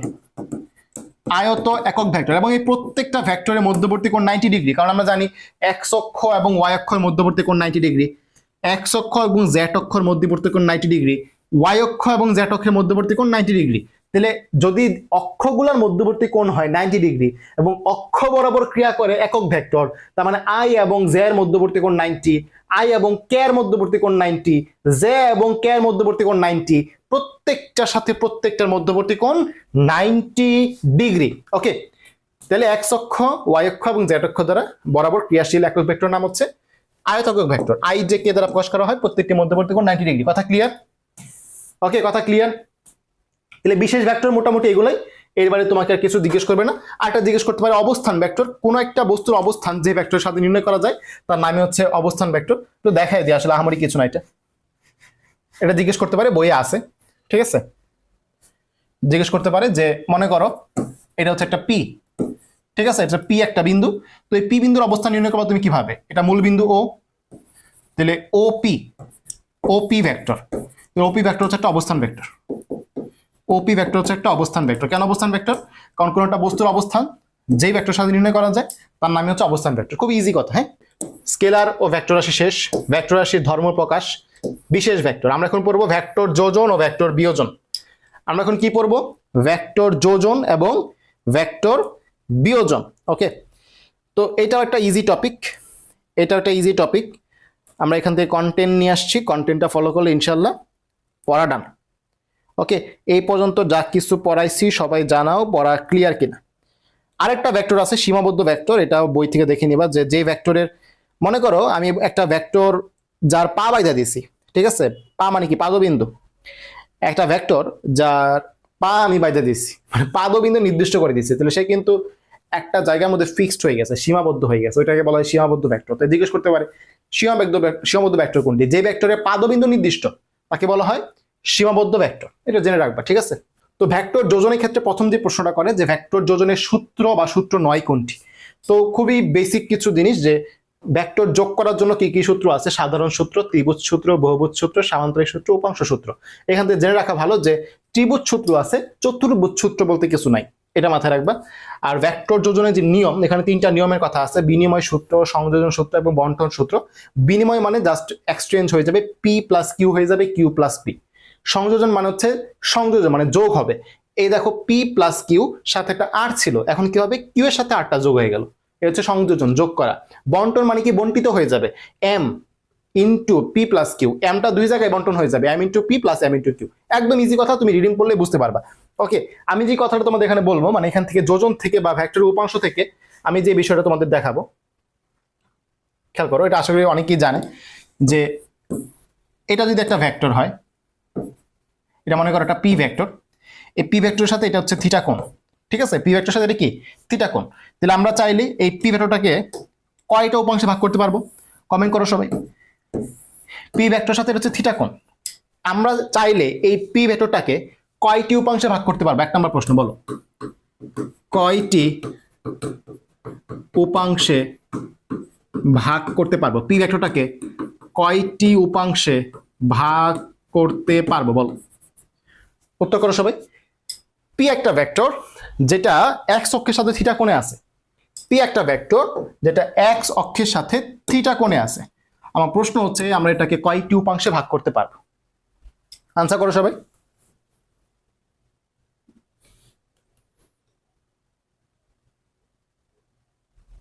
সবাই একটু আনসার করো।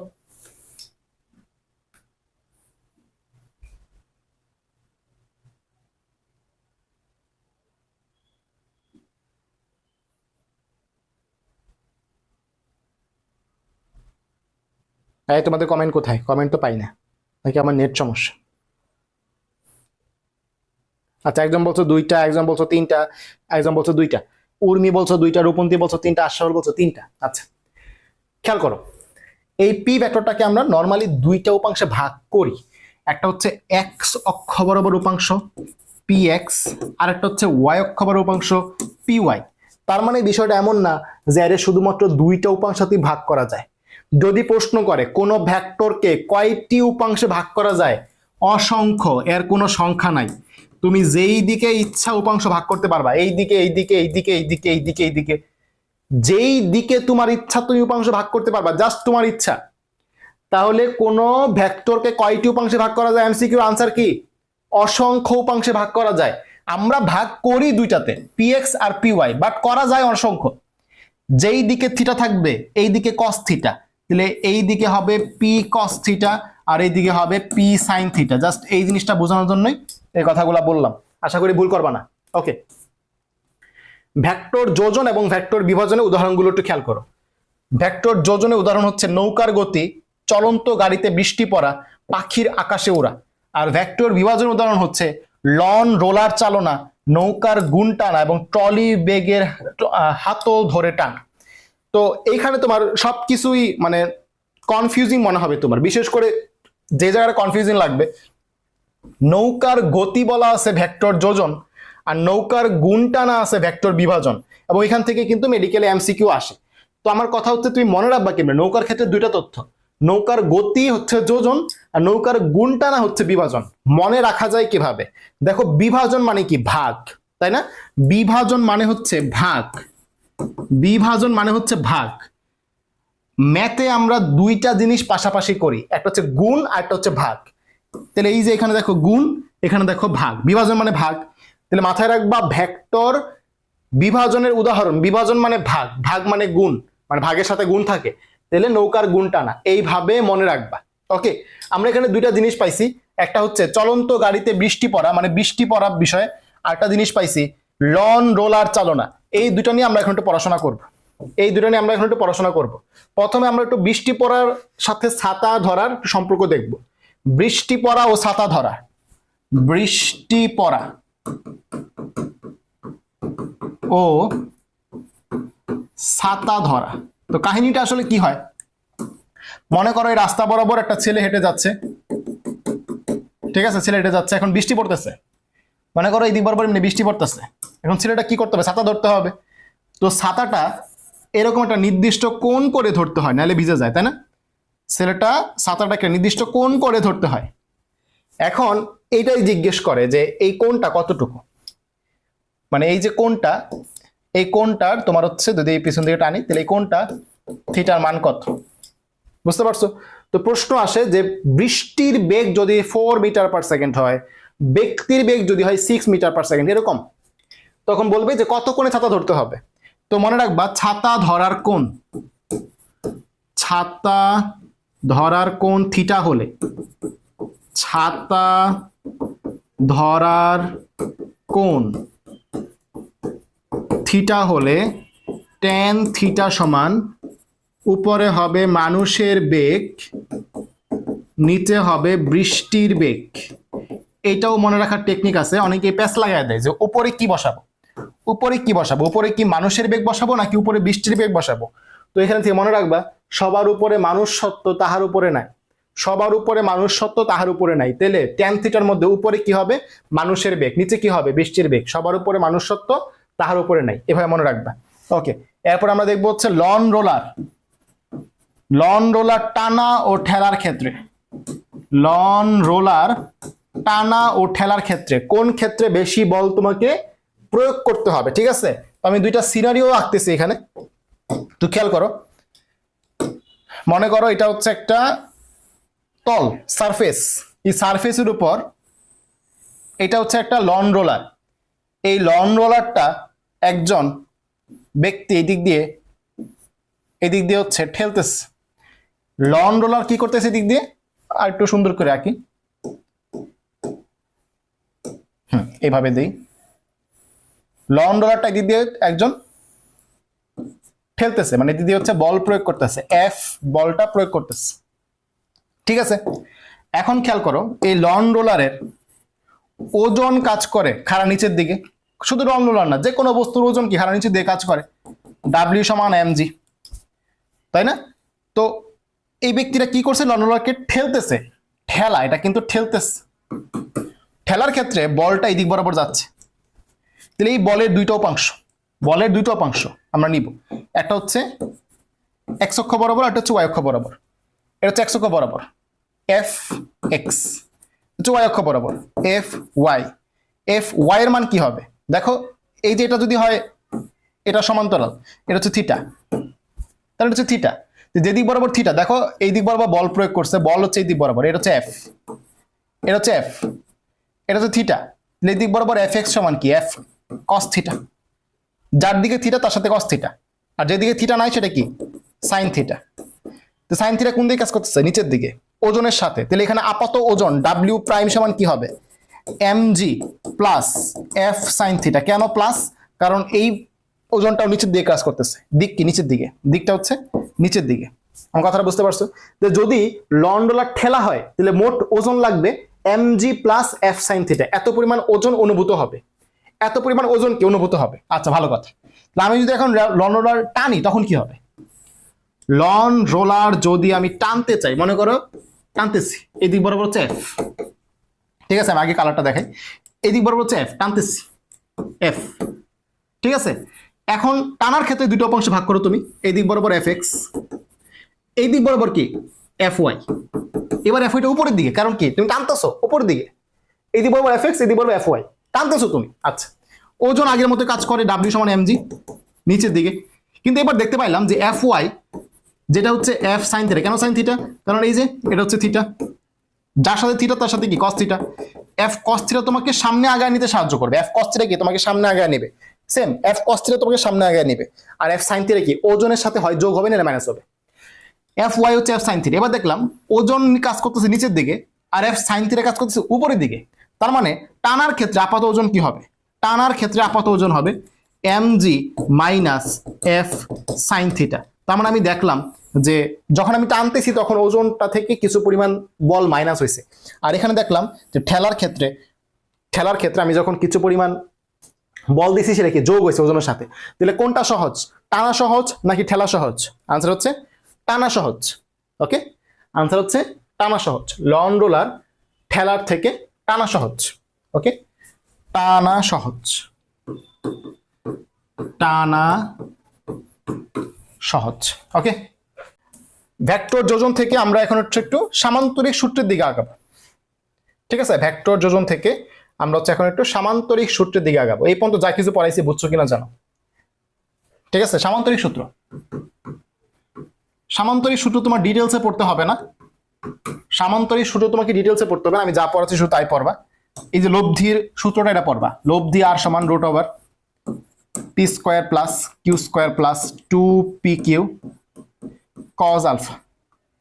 এখানে বিষয়টা কি, মানে এটা পরিচয়টা কি, মনে করো এটা হচ্ছে পি ভেক্টর, এটা হচ্ছে কিউ ভেক্টর, তাদের মধ্যবর্তী কোণ হচ্ছে আলফা। তাহলে এই যে এটার লব্ধিটা মান কত, মানে এটা তো তুই একজন মনে করো বন্ধু এইদিকে টানতেছে, আরেকজন বন্ধু মনে করো এইদিকে টানতেছে, ঠিক আছে। তাহলে কি বস্তুটা মাঝখান দিয়ে যাবে, এটা হচ্ছে লব্ধি। এই লব্ধির সূত্র হচ্ছে P square plus Q square plus 2p3 cos alpha. Alpha হচ্ছে তাদের মধ্যবর্তী কোণ, আলফা হচ্ছে তাদের মধ্যবর্তী কোণ। আচ্ছা, এখন এখান থেকে একটা জিনিস নতুন প্রশ্ন অ্যারাইজ করে যে লব্ধির মান কখন সর্বোচ্চ হবে কখন সর্বনিম্ন হবে। নতুন প্রশ্ন কি অ্যারাইজ করে, বুঝলাম যে লব্ধি আর, কিন্তু এই লব্ধির মান কখন সর্বোচ্চ আর কখন হচ্ছে সর্বনিম্ন, কখন সর্বোচ্চ আর কখন হচ্ছে সর্বনিম্ন, এটা এমনি বোঝা যায়, এটার জন্য অঙ্ক করতে হয় না, এটার জন্য অঙ্ক করতে হয় না। এটা একটা বস্তু, এটা একটা বস্তু, দুইজন বন্ধু মিলে একই দিকে টানতেছো, একটা বস্তুকে দুইজন বন্ধু মিলে একই দিকে টানতেছো, মানে মধ্যবর্তী কোণ 0 ডিগ্রি, অবশ্যই এটা লব্ধি বেশি হবে, সর্বোচ্চ হবে, বেশি বেশি যাবে। আবার মনে করো একটা বস্তু, এটা একজন বন্ধু দুষ্টামি করে এইদিকে টানতেছো, একজন বন্ধু দুষ্টামি করে এইদিকে টানতেছো, বুঝতে পারছো? এবার কিন্তু একই দিকে না, এবার কিন্তু উল্টা দিকে, মধ্যবর্তী কোণ 180 ডিগ্রি। তো অবশ্যই বস্তুটা কি, যার শক্তি বেশি, যার টানার বল বেশি সেই দিকে যাবে। আর যদি দুইজনের টানার বল সমান হয় তাহলে বস্তু এখানেই থাকবে, সারা জীবন নড়বে না। তাহলে এই যে সর্বোচ্চ লব্ধি ক্ষেত্রে শর্ত কি, সর্বোচ্চ লব্ধি ক্ষেত্রে শর্ত হতে মধ্যবর্তী কোণ 0 ডিগ্রি, আর সর্বনিম্ন লব্ধি ক্ষেত্রে শর্ত হচ্ছে মধ্যবর্তী কোণ 180 ডিগ্রি।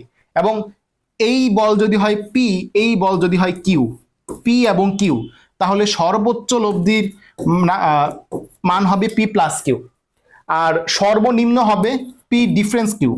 পি ডিফারেন্স কিউ কেন বললাম? যেটা বড় সেটা থেকে মাইনাস হবে। যদি পি বড় হয় পি থেকে মাইনাস, কিউ বড় হলে কিউ থেকে মাইনাস। তো সর্বনিম্ন লব্ধির সূত্র কি হবে? পি ডিফারেন্স কিউ, আর সর্বোচ্চ লব্ধির সূত্র হবে পি প্লাস কিউ।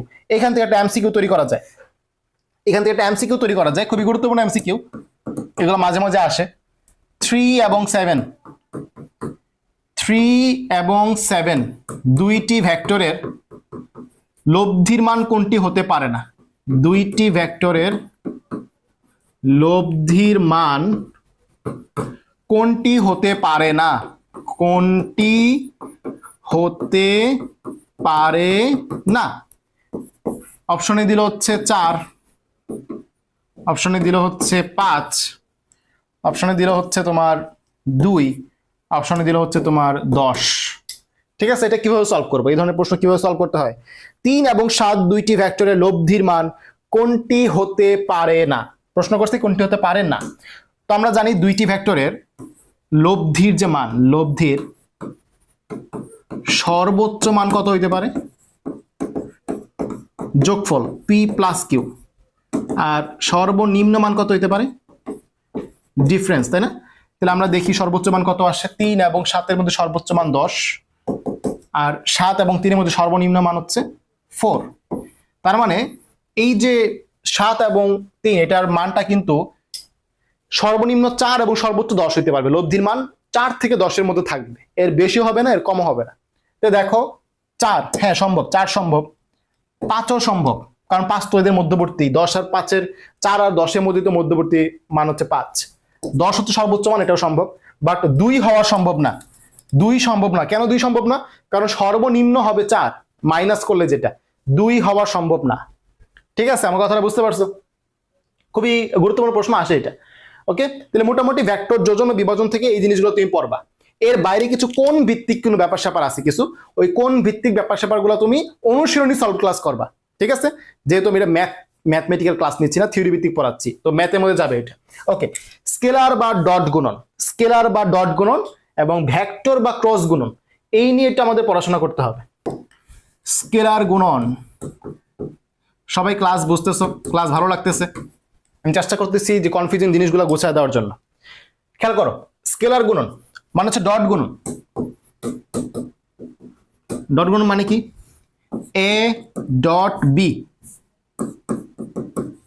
সমান হচ্ছে a b cos theta. A dot b মানে হচ্ছে এ বি কস থিটা। জিনিসটা আসলে কি? এই যে এ মানে এ ভেক্টরের মান, বি মানে বি ভেক্টরের মান, এর সাথে তুমি যদি মধ্যবর্তী কোণ কস থিটা গুণ করো, তাহলে তুমি এ ডট বি পাবা। বিষয়টা হচ্ছে এরকম যে এটা হচ্ছে একটা পি মনে করো 5 একক, এদিক বরাবর হচ্ছে কিউ মনে করো হচ্ছে 3 একক। মধ্যবর্তী কোণ যদি হয় 30 ডিগ্রি, তো তুমি বলতে পারো এ ডট বি হচ্ছে 3 × 5 মানে 5 × 3 × cos 30। এটা হচ্ছে তাদের মান, এভাবে তুমি বলতে পারো। আচ্ছা, এটা আরো একটা বের করার উপায় আছে, এ ডট বি মানে ডট গুণন আরেকটা বের করার উপায় আছে। যেমন যদি এরকম বলে এর মান হচ্ছে 3i plus 2j plus 3k, ঠিক আছে, 3i plus 2j plus 3k, আর বি ভেক্টরের মান হচ্ছে তোমার 3j minus 4k plus 5i। এই ক্ষেত্রে তাদের ডট গুণন কত হবে কমেন্ট করো। ডট গুণন কত হবে কমেন্ট করো। আমি জানি ম্যাক্সিমাম এখন কমেন্ট করতে যে কাজটা করবা, এই 3-এর সাথে 3 গুণ করবা, 2-এর সাথে 4 গুণ করবা, 3-এর সাথে 5 গুণ করবা। ম্যাক্সিমাম এই ভুলটাই করবা, আমি জানি। ডট গুণন করতে গেলে এই কাজটাই করবা, কিন্তু তোমরা হয়তো খেয়াল করো নাই যে আমি প্রথমে জে দিছি, পরে কে দিছি, পরে আই দিছি। তো খেয়াল করো, তো তোমরা ডট গুণন করতে গেলে কি করো, যে ভুলটা করো যে এই যে সিরিয়ালি উপরে দেখতেছো যে 3 এর সাথে 3 গুণ করে দাও, 2 এর সাথে 4 গুণ করে দাও, 3 এর সাথে 5 গুণ করে দাও। তো এই জিনিসটা হচ্ছে স্যাররা কাজে লাগায়। স্যাররা কি করে, সিরিয়ালটা চেঞ্জ করে দেয়, যে জে এর সাথে কে, কে এর সাথে আই চেঞ্জ করে দেয় এগুলা। তো আমাদের ডট গুণনের ক্ষেত্রে নিয়মটা হচ্ছে আই এর সাথে আই গুণ হবে, জে এর সাথে জে গুণ হবে, কে এর সাথে কে গুণ হবে। ঠিক আছে, তো এই দেখো আই এর সাথে যে আই গুণ হয়, তাহলে 3 আর 5 3 5 15 15 প্লাস জে এর সাথে হবে জে গুণ 3 2 6 প্লাস কে এর সাথে হবে কে গুণ মাইনাস কি 3 4 12 ওকে, এটা হচ্ছে মাইনাস 3 4 12, তো কত হয় 21 মাইনাস 12 হচ্ছে 9। এই হচ্ছে আমাদের ডট গুণন। তো ডট গুণনের ক্ষেত্রে আমরা একটা জিনিস দেখতে পাচ্ছি, খেয়াল করো, ডট গুণনের ক্ষেত্রে আমরা দেখতে পাচ্ছি যে এ ডট বি সমান এ বি কস থিটা। এখানে এ হচ্ছে এ ভেক্টরের মান, বি হচ্ছে বি ভেক্টরের মান, আর কস থিটা একটা কোণের ফলে পাওয়া মান। তার মানে যখন তুমি দুইটা ভেক্টরের মধ্যবর্তী ডট গুণন করতেছো, এ ডট বি, দুইটা ভেক্টরকে তুমি যখন ডট গুণন করতেছো, আনসারে তুমি শুধুমাত্র মান পাচ্ছ, এখানে দিক এক্সিস্ট করে না। তাহলে দুইটা ভেক্টরকে ডট গুণন করলে রেজাল্টে পাওয়া যায় স্কেলার রাশি। দুইটা ভেক্টরকে ডট গুণন করলে রেজাল্টে কি পাওয়া যায়? স্কেলার রাশি। ঠিক আছে, এই জিনিসটা গুরুত্বপূর্ণ। দুইটা ভেক্টরকে ডট গুণন করলে রেজাল্টে পাওয়া যায় স্কেলার রাশি। আচ্ছা, এখন এই যে বললাম I dot I, J dot J, এই বিষয়গুলো একটু বুঝতে হবে। তো আমরা এর আগে বলছি যে প্রত্যেকটা আয়তাকার ভেক্টরের মধ্যবর্তী কোণ কত? এক্স অক্ষ বরাবর হচ্ছে আই, ওয়াই অক্ষ বরাবর হচ্ছে জে, আর জেড অক্ষ বরাবর হচ্ছে কে, তাই না? প্রত্যেকটা অক্ষ বরাবর আয়তাকার ভেক্টরগুলো কাজ করে। তার মানে মধ্যবর্তী কোণ কত? 90 ডিগ্রি। মধ্যবর্তী কোণ কত? 90 ডিগ্রি। তাহলে আমি যদি বলি আই এর সাথে আই গুণ, অথবা আই এর সাথে অথবা জে এর সাথে জে গুণ, মানে নিজেদের মধ্যে যদি ডট গুণন করি, কে এর সাথে কে গুণ, তাহলে কি বললাম? I dot I, J dot J এবং হচ্ছে কে ডট কে, এদের রেজাল্টটা কী হবে চিন্তা করো। আই এর মান হচ্ছে 1, যেহেতু একক ভেক্টর, আই এর মান হচ্ছে 1 ইন্টু কস, খেয়াল করো, কস 0-র মান হচ্ছে 1, কস 0-র মান হচ্ছে কত? 1, আর কস 90-র মান কত? কস 90-র মান হচ্ছে 0, কস 90-র মান হচ্ছে 0, কস 0-র মান 1 আর কস 90-র মান হচ্ছে 0। তাহলে খেয়াল করো, আই এর সাথে আই আর আয়ের মধ্যবর্তী কোণ কত? 0 ডিগ্রি। কস 0 মানে কত? 1। প্রত্যেকটা কিন্তু সেম হবে, এটা কিন্তু সেম 1 1। তার মানে এখান থেকে আমরা কি বুঝলাম? এখান থেকে আমরা বুঝলাম যে যদি আয়ত একক ভেক্টরগুলা পরস্পরের মধ্যে ডট গুণন করে আনসার হবে 1। কিন্তু উল্টাভাবে যদি বলি যে আই এর সাথে জে গুণ, অথবা জে এর সাথে কে গুণ, অথবা কে এর সাথে আই গুণ ডট গুণনে, তখন কিন্তু আবার আনসার কি হয়ে যাবে? তখন কিন্তু আবার আনসার হয়ে যাবে 0। কেন আনসার 0 হবে? কারণ মধ্যবর্তী কোণ হচ্ছে 90 ডিগ্রি। আই জে বলো, জে কে বলো, কে আর জে বলো, প্রত্যেকটা মধ্যবর্তী কোণ কত? 90 ডিগ্রি। আর কস 90 মান হচ্ছে 0। বুঝতে পারছো? তাহলে এই জিনিসটা গুরুত্বপূর্ণ যে এদের নিজেদের মধ্যে গুণ করে তুমি কি আনসার পাচ্ছ। ঠিক আছে, এখন যদি বলি এ একটা ভেক্টর, এ ভেক্টরের সাথে এ ভেক্টর ডট গুণন করলা, তাহলে আনসার কি হবে? এর মান হচ্ছে এ, এই এর মান হচ্ছে এ, কস 0, দুইটা মধ্যবর্তী কোণ 0, তাহলে আনসার হচ্ছে এ স্কয়ার। তার মানে দুইটা একই জাতীয় ভেক্টর তুমি যদি ডট গুণন করো, আনসার কি হবে? এ স্কয়ার। আনসার কি হবে? এ স্কয়ার। ঠিক আছে, ওকে, এটাই পর্যন্ত ডট গুণনে আপাতত আলোচনা এই পর্যন্ত। আমরা একটা ক্রস গুণনে যাচ্ছি, ক্রস গুণনটা একটু বুঝে আসি, এরপর আমরা একটা ছক করব। ঠিক আছে, ডট গুণনের পরে ক্রস গুণনটা বুঝে আসি, এরপর আমরা একটা ছক করব। ওকে, ক্রস গুণন বা হচ্ছে আমরা বলতেছি ভেক্টর গুণন। ভেক্টর গুণন, তো ভেক্টর গুণন মানে কি? এ ক্রস বি সমান ইটা এ বি সাইন থিটা। এটা আসলে কি? ইটা মানে কি? ইটা হচ্ছে একটা একক ভেক্টর যেটা কিনা দিক নির্দেশ করে, দিক নির্দেশ করে। তার মানে তুমি যদি ক্রস গুণন করো সেই ক্ষেত্রে কি রাশিটা হবে? ভেক্টর রাশি। এই জন্য ক্রস গুণনকে বলা হয় ভেক্টর গুণন। তুমি দুইটা রাশির মধ্যে যদি ক্রস গুণন করো সেটা হবে একটা ভেক্টর রাশি, কারণ এখানে একটা দিক থাকবে। ওকে, একটা দিক কি থাকবে। তো এখান থেকে আমরা ওই যেরকম I cross I, J cross J, K cross কে, এগুলো বের করতে পারি। তো দেখো আই এর মান 1 ইন্টু আয়ের মান 1 ইন্টু সাইন 0, সাইন 0-র মান কত? 0। তাই যদি একই জাতীয় রাশিগুলা ক্রস গুণন করো, যদি একই জাতীয় রাশিগুলা ক্রস গুণন করো, আনসার আসে 0। একই জাতীয় রাশিগুলা ক্রস গুণন করলে আনসার আসবে 0। তাহলে ভাইয়া ভিন্ন জাতীয় যে রাশিগুলা সেগুলো ক্রস গুণন করলে কি হবে? যেমন আমি যদি বলি আই ক্রস কে, এটার মান কত হবে? আই ক্রস কে, এটার মান কত হবে? কে ক্রস জে, এটার মান কত হবে? জে ক্রস আই, এটার মান কত হবে? কে ক্রস আই, এটার মান কত হবে? এরকম কিন্তু প্রশ্ন আসতে পারে। তো এই জন্য এইটা ফলো করবা। আমি যে এই ডায়াগ্রামটা দেখাচ্ছি, এটা ফলো করবা, আই এর থেকে জে, জেড থেকে কে, আই এর থেকে জে, জেড থেকে কে। ঠিক আছে, তীর চিহ্নটা ফলো করো, কিন্তু তীর চিহ্নটা ফলো করতে হবে। তো যখন তোমাকে বলবে আই ক্রস জে, এখানে বাকি আছে কে, বাকি আছে হচ্ছে কে। আই আর কে যদি ক্রস করতে বলে, মনে করো আই আর কে, যে এক নাম্বারটা আই আর কে ক্রস করতে বলছে, আই আর কে, বাকি আছে কে, যে বাকি আছে, আনসার হচ্ছে জে। এখন হচ্ছে প্লাস না মাইনাস, এটা বুঝবো তুমি তীর চিহ্ন দিয়ে। যদি তীর চিহ্ন মেনটেন করে তাহলে প্লাস, আর তীর চিহ্ন মেনটেন না করলে মাইনাস। যদি বলি আই ক্রস কে, তীর চিহ্ন মেনটেন করছে, করে নাই, উল্টা, তাহলে হচ্ছে মাইনাস। কে ক্রস জে, কে ক্রস জে, তীর চিহ্ন মেনটেন করছে, করে নাই, মাইনাস। বাকি আছে কে, কে আর জে এর মধ্যে কে বাকি, আই বাকি, এই যে আই। জে আর আই, দেখো জে আর আই তীর চিহ্ন মেনটেন করে নাই, মাইনাস। বাকি আছে কে, কে বাকি আছে, এই যে কে ক্রস আই, দেখো কে ক্রস আই তীর চিহ্ন মেনটেন করছে, তার মানে প্লাস। বাকি আছে কে, জে, এই যে জে। একইভাবে বলতে পারি আই ক্রস জে, বাকি আছে কে, কে বাকি আছে, আর হচ্ছে এখানে যে তীর চিহ্ন মেনটেন করছে তা হচ্ছে প্লাস। এইভাবে তুমি ক্রস গুণনগুলোর ক্ষেত্রে ভিন্ন ভিন্ন রাশিগুলো মান বের করতে পারবা। ঠিক আছে, এবং এটা খুবই গুরুত্বপূর্ণ, এটা কিন্তু এমসিকিউতে প্রচুর আসে, মার্ক করে দিচ্ছি, এমসিকিউতে প্রচুর আসে। ঠিক আছে, এখন হচ্ছে আমরা ডট গুণন আর ক্রস গুণনের মধ্যে একটা পার্থক্য করব, মানে পড়া কিন্তু শেষ না, পড়া কিন্তু আলাদা আছে। কখন লম্ব শর্ত, কখন হচ্ছে সমান্তরালের শর্ত, এই বিষয়গুলো বুঝতে হবে। লম্ব কখন হবে, সমান্তরাল কখন হবে, এই বিষয়গুলো বুঝতে হবে।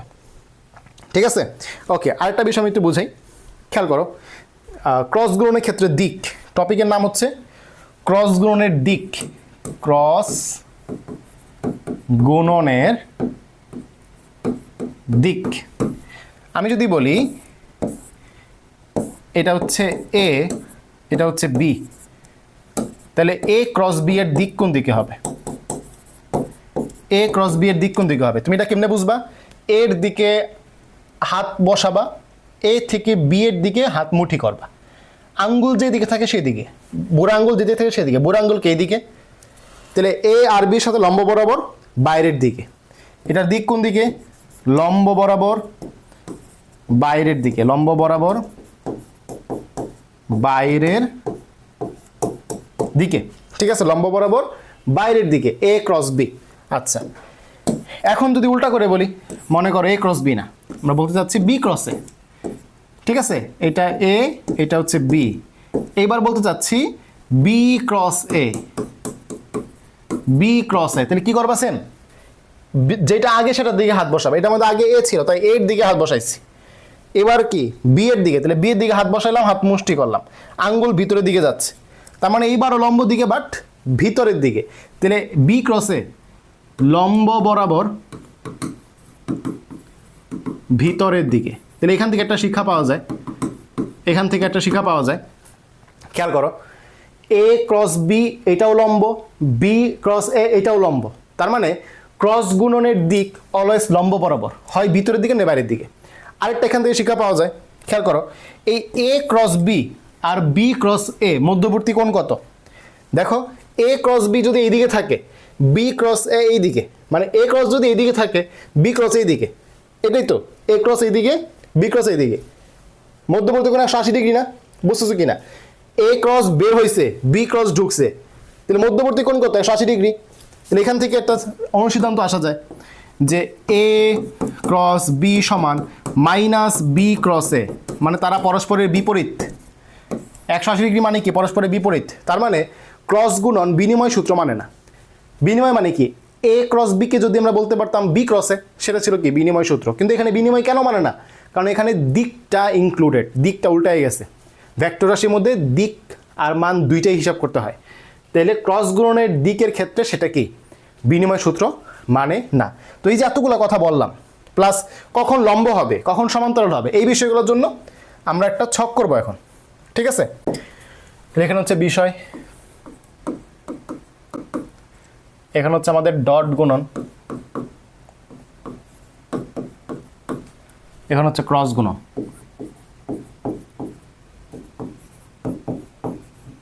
ঠিক আছে, সবাই ছকটা করতেছো? ছক উঠাও। 1 নাম্বার প্রথম বিষয় হচ্ছে, যদি আমরা একই ভেক্টরকে দুইবার নিই,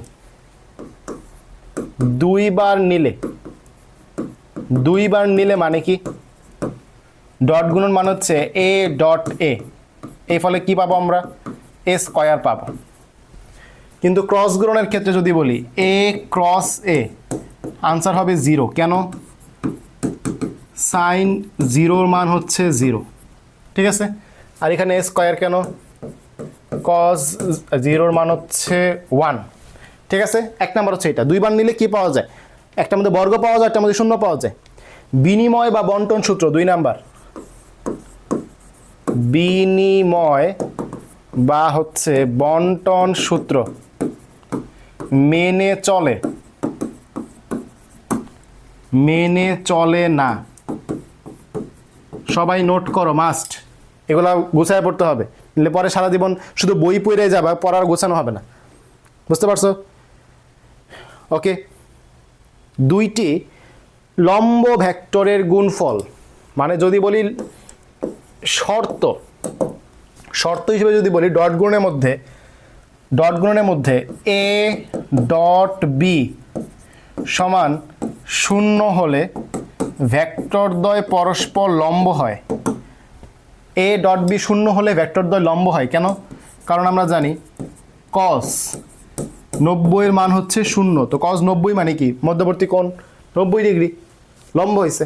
আর এই ক্ষেত্রে শর্ত হচ্ছে এ ক্রস বি যদি 0 হয় তাহলে কি পরস্পর সমান্তরাল হয়, ভেক্টরদ্বয় পরস্পর সমান্তরাল হয়, কারণ সাইন 0-এর মান হচ্ছে 0। এই জিনিসটা আশা করি তোমরা বুঝো যে ডট বি 0 হলে লম্ব হয়, আর এ ক্রস বি 0 হলে কি হয়? সমান্তরাল হয়, তাই না? আচ্ছা, এরপর হচ্ছে আমাদের একক ভেক্টর সমূহের গুণফল, ঠিক আছে। 4 নাম্বার একক ভেক্টর। একক ভেক্টর মানে কি? যে আই যেগুলা, জে যেগুলা। তো আমি এখানে প্রথমে দেখাবো হচ্ছে সেম নিজেদের মধ্যে, এরপর হচ্ছে আলাদা। নিজেদের মধ্যে বলতে কি? আই ডট আই সমান জে ডট জে সমান কে ডট কে সমান কি? 1। কিন্তু এখানে কি হবে? আই ক্রস আই সমান J dot J cross J সমান কে ক্রস কে সমান হচ্ছে 0, ঠিক আছে। আর এইখানে আই ক্রস জে বলো, জে ক্রস কে বলো, কে ক্রস আই বলো, যেটাই বলো 0। আর এখানে কি? এই ডায়াগ্রামটা ফলো করবে, ঠিক আছে। এটা মোটামুটি লিখলেই আশা করি পারবা, বুঝতে পারবা কিভাবে বের করতে হবে। তো আমাকে জানাও এই ছকটা সবাই নোট করলা কিনা। এই ছকটা সবাই নোট করো, এটা মাস্ট, এটা পারতে হবে। ওকে, ঠিক আছে। এটা ক্লিয়ার? এটা ক্লিয়ার হলে আমরা নেক্সট পড়ায় যাচ্ছি। খেয়াল করো আমাদের এখন পর্যন্ত কী কী পড়া হইলো? স্কেলার ও ভেক্টর রাশি, ভেক্টর রাশির ধর্ম প্রকাশ, বিশেষ ভেক্টর, ভেক্টর যোজন ও বিভাজন, স্কেলার বা ডট গুণন, ভেক্টর বা ক্রস গুণন। এই পড়াগুলো মোটামুটি ডান। মোটামুটি বলতে আমরা ভালো মতোই পড়ছি, এখন বই পড়লে তোমরা পারবা ইনশাল্লাহ। এখন হচ্ছে আমরা বই থেকে দেখাচ্ছি যে পড়াগুলো আমাদের ক্লিয়ার কিনা, বই থেকে দেখাচ্ছি, এরপর আমরা হচ্ছে বাকি পড়ায় যাচ্ছি। ওকে, আগে বই থেকে দেখো। স্কেলার রাশি, ভেক্টর রাশি, সংজ্ঞা এবং উদাহরণ পারবা। কিভাবে প্রকাশ করা হয় এবং বৈশিষ্ট্য, এই দেখো এখন তুমি বৈশিষ্ট্যগুলোও পারবা। এখন তুমি বৈশিষ্ট্যগুলোই পারবা। দেখো বৈশিষ্ট্যগুলো খেয়াল করো সবাই। ভেক্টর রাশির মান ও দিক আছে, ঠিক আছে। 2 বা ততোধিক সমজাতীয় ভেক্টরকে যোগ করা যায়। সমজাতীয় মানে কি? 5 নিউটন প্লাস 5 নিউটন, এইটার একটা তুমি যোগ করতে পারবা। কিন্তু 5 newton plus 7 metre per second যোগ করা সম্ভব? বলের সাথে বেগ যোগ করা সম্ভব না। এটাকে বলছে সমজাতীয় ভেক্টর যোগ করা সম্ভব, ভিন্ন প্রকৃতির ভেক্টর যোগ করা যায় না, এটা লিখছে। বুঝতে পারছো বিষয়টা? 2 বা ততোধিক ভেক্টর যোগ করে যে ভেক্টর পাওয়া যায় তার প্রথমোক্ত ভেক্টর দুটি সম্মিলিত ক্রিয়ার ফলাফলে সমান হয়, মানে লব্ধির কথা বলছে। 2টি ভেক্টরের ভেক্টর গুণফল একটি ভেক্টর রাশি, 2টি ভেক্টরের স্কেলার গুণফল একটি স্কেলার রাশি। ডট গুণন আর ক্রস গুণনের কথা বলছে, এখন পারবা, ঠিক আছে। কোনো ভেক্টর রাশি ও তার মানের অনুপাত দ্বারা ভেক্টরটির দিক নির্দেশিত হয়, এটা একক ভেক্টরের কথা বলছে। ওকে, সংযোজন ও বন্টন সূত্র মেনে চলে, উপাংশে বিভক্ত করা যায়, অসংখ্য উপাংশে বিভক্ত করা যায়, রাইট? এগুলো পড়া হয়েছে। ওকে, এবং এই যে এখানে একটা কথা আসছে আমাদের ডট গুণন এবং ক্রস গুণনের মধ্যে, এই পড়াটা আমি দেখাই দিই। যদি এটা ম্যাথ ক্লাসের পড়া তো আমি এখানে দেখাই দিচ্ছি, যদি এটা ম্যাথ ক্লাসের পড়া, ঠিক আছে। খেয়াল করো সবাই, সবাইটা খেয়াল করো। এরকম একটা প্রশ্ন আসে যে এ ডট বি সমান যদি এ ক্রস বি হয় তাহলে থিটা বা মধ্যবর্তী কোণ কত, এরকম আসে। তো এটা কীভাবে সলভ করতে হয়, এ ডট বি মানে এ বি কস থিটা, এ ক্রস বি মানে এ বি সাইন থিটা, ঠিক আছে, এটা তো সমান। তাহলে আমি এখান থেকে এ বি কাটা দিব, ক্রসকে ওই পাশে নিলে হবে ট্যান থিটা, ঠিক আছে। আর যেহেতু কাটা দিচ্ছি আর এটা পাশে নিয়ে গেছি 1 রয়ে গেছে এখানে। তাহলে আমরা জানি ট্যান কতর মান 1, ট্যান 45 ডিগ্রি মান হচ্ছে 1, ট্যান 45 ডিগ্রি মান হচ্ছে 1। তো থিটার মান কত, থিটার মান হচ্ছে 45 ডিগ্রি, এটা আসে। তাহলে এখান থেকে আমরা কি পাই, থিটা হচ্ছে 45 ডিগ্রি, ঠিক আছে। তাহলে যদি ডট গুণন এবং ক্রস গুণন সমান হয়, দুইটি রাশির মধ্যে ডট গুণন ও ক্রস গুণন যদি সমান হয় তাহলে মধ্যবর্তী কোণ হচ্ছে 45 ডিগ্রি। সেম একই রকম একটা প্রশ্ন আসে, সেম একই রকম একটা প্রশ্ন দেখা যায় যে দুইটি ভেক্টরের মধ্যে যোগফল এবং বিয়োগফল যদি সমান হয়, বিষয়টা বুঝো কিন্তু, যোগফল এবং বিয়োগফল যদি সমান হয় তখন এদের মধ্যবর্তী কোণ কত, থিটা সমান কত। একটা হচ্ছে ডট গুণন এবং ক্রস গুণন সমান, একটা কি বললাম, ডট গুণন এবং ক্রস গুণন সমান, আরেকটা মধ্যে প্রশ্ন করবে যোগফল এবং বিয়োগফল সমান। এক্ষেত্রে কি করা যায়, আমরা এক্ষেত্রে লব্ধির সূত্র অ্যাপ্লাই করব, কারণ যোগফল মানে কি লব্ধি, খুবই ইজি, একটু খেয়াল করো সবাই। এ প্লাস বি মানে কি, a square plus b square plus 2pq, পিকিউর জায়গায় এবার এ বি বসবে, তাই না। আর হচ্ছে এখানে কস থিটা, মধ্যবর্তী কোণ হচ্ছে থিটা, রুট ওভার। আমরা জাস্ট লব্ধি সূত্রটা বসা দিচ্ছি আর কিছু না। এই জিনিসটাকে আমরা একটু ঘুরায় পেঁচায় লিখতেছি, এই যে এটাকে একটু ঘুরায় পেঁচায় লিখবো। এটা কিভাবে লিখবো, যে এ প্লাস মাইনাস বি, দেখো তো এটা যেই কথা, এটা কি কথা, এ মাইনাস বি যেই কথা, এ প্লাস মাইনাস বি কি কথা, রাইট। এবার জাস্ট এর জায়গায় এ থাকবে কিন্তু বি এর জায়গায় কি মাইনাস বি চলে আসবে, সমান হচ্ছে root over a plus minus b square plus 2 into a into minus b. তাহলে একসাথে মিলাকলাম মাইনাস 2ab, মাইনাসটাকে সামনে নিয়ে আসলাম, মাইনাস 2ab কস থিটা। এই হচ্ছে কথা, বুঝতে পারছো আশা করি, কী করছি আশা করি বুঝতে পারছো, জাস্ট মাইনাসটাকে সামনে নিয়ে আসছি। ওকে, এবার দুইটার মধ্যে স্কোয়ার করে দিলাম, তাহলে রুটটা উঠে গেল, দুইটার মধ্যে স্কোয়ার করে দিলাম তাহলে রুটটা উঠে গেল, a square plus b square plus 2ab cos theta, আর এখানে হচ্ছে a square plus b square minus 2ab cos theta. তাহলে এখান থেকে এ স্কোয়ার কাটা, এ স্কোয়ার কাটা, বি স্কোয়ার কাটা, কি থাকে এই 2ab আর এই পাশে মাইনাস 2ab, পরে থাকে 4ab কস থিটা। এবার কিন্তু এই পাশে জিরো, সব যেহেতু চলে আসে কিন্তু ভাগ করি নেই, জাস্ট পাঠাই দিছি, তাহলে জিরো, ওই পাশে কিচ্ছু নাই, জিরো হয়ে গেছে।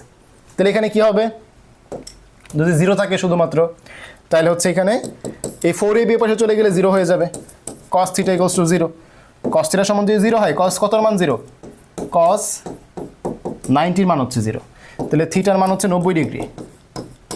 তাহলে এই জিনিসটা মুখস্থ রাখবা, এটা এত অঙ্ক তো পরীক্ষা হলে করা সম্ভব না, মুখস্থ রাখবা যে যোগফল বিয়োগফল সমান হইলে 90 ডিগ্রি কোণ, আর ডট গুণন ক্রস গুণন সমান হইলে 45 ডিগ্রি কোণ।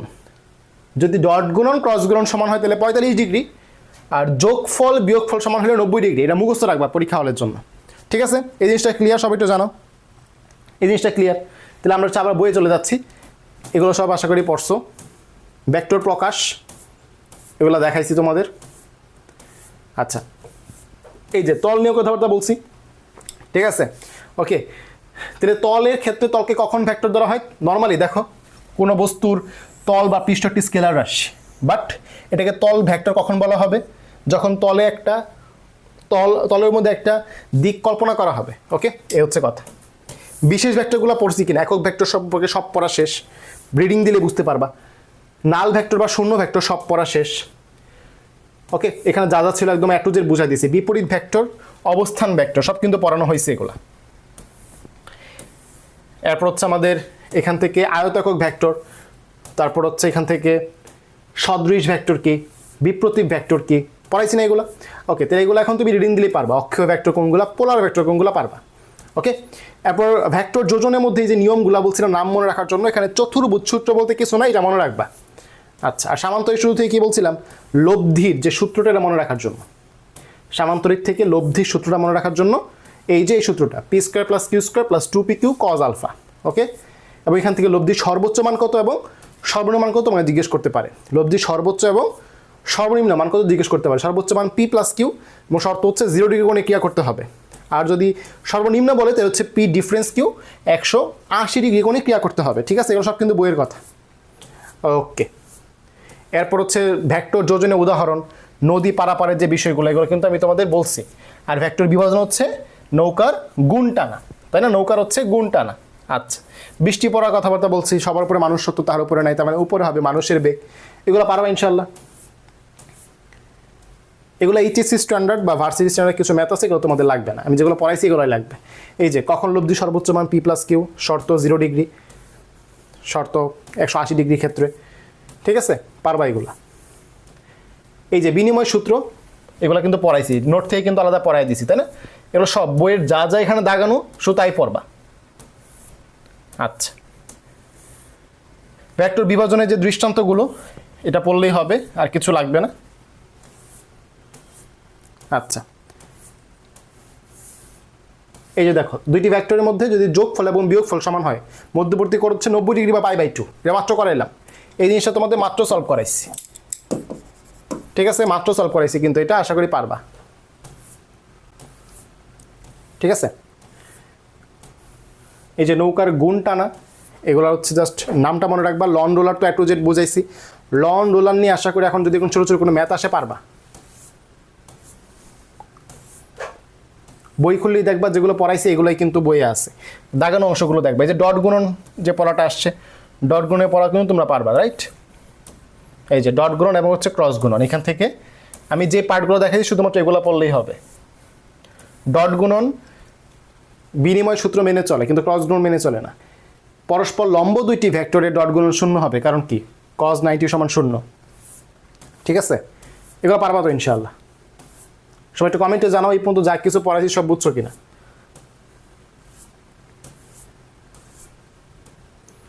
এই যে এখান থেকে একটা কথা বলে রাখি, সামান্তরিক এবং ত্রিভুজ থেকে মাঝে মাঝে প্রশ্ন আসে।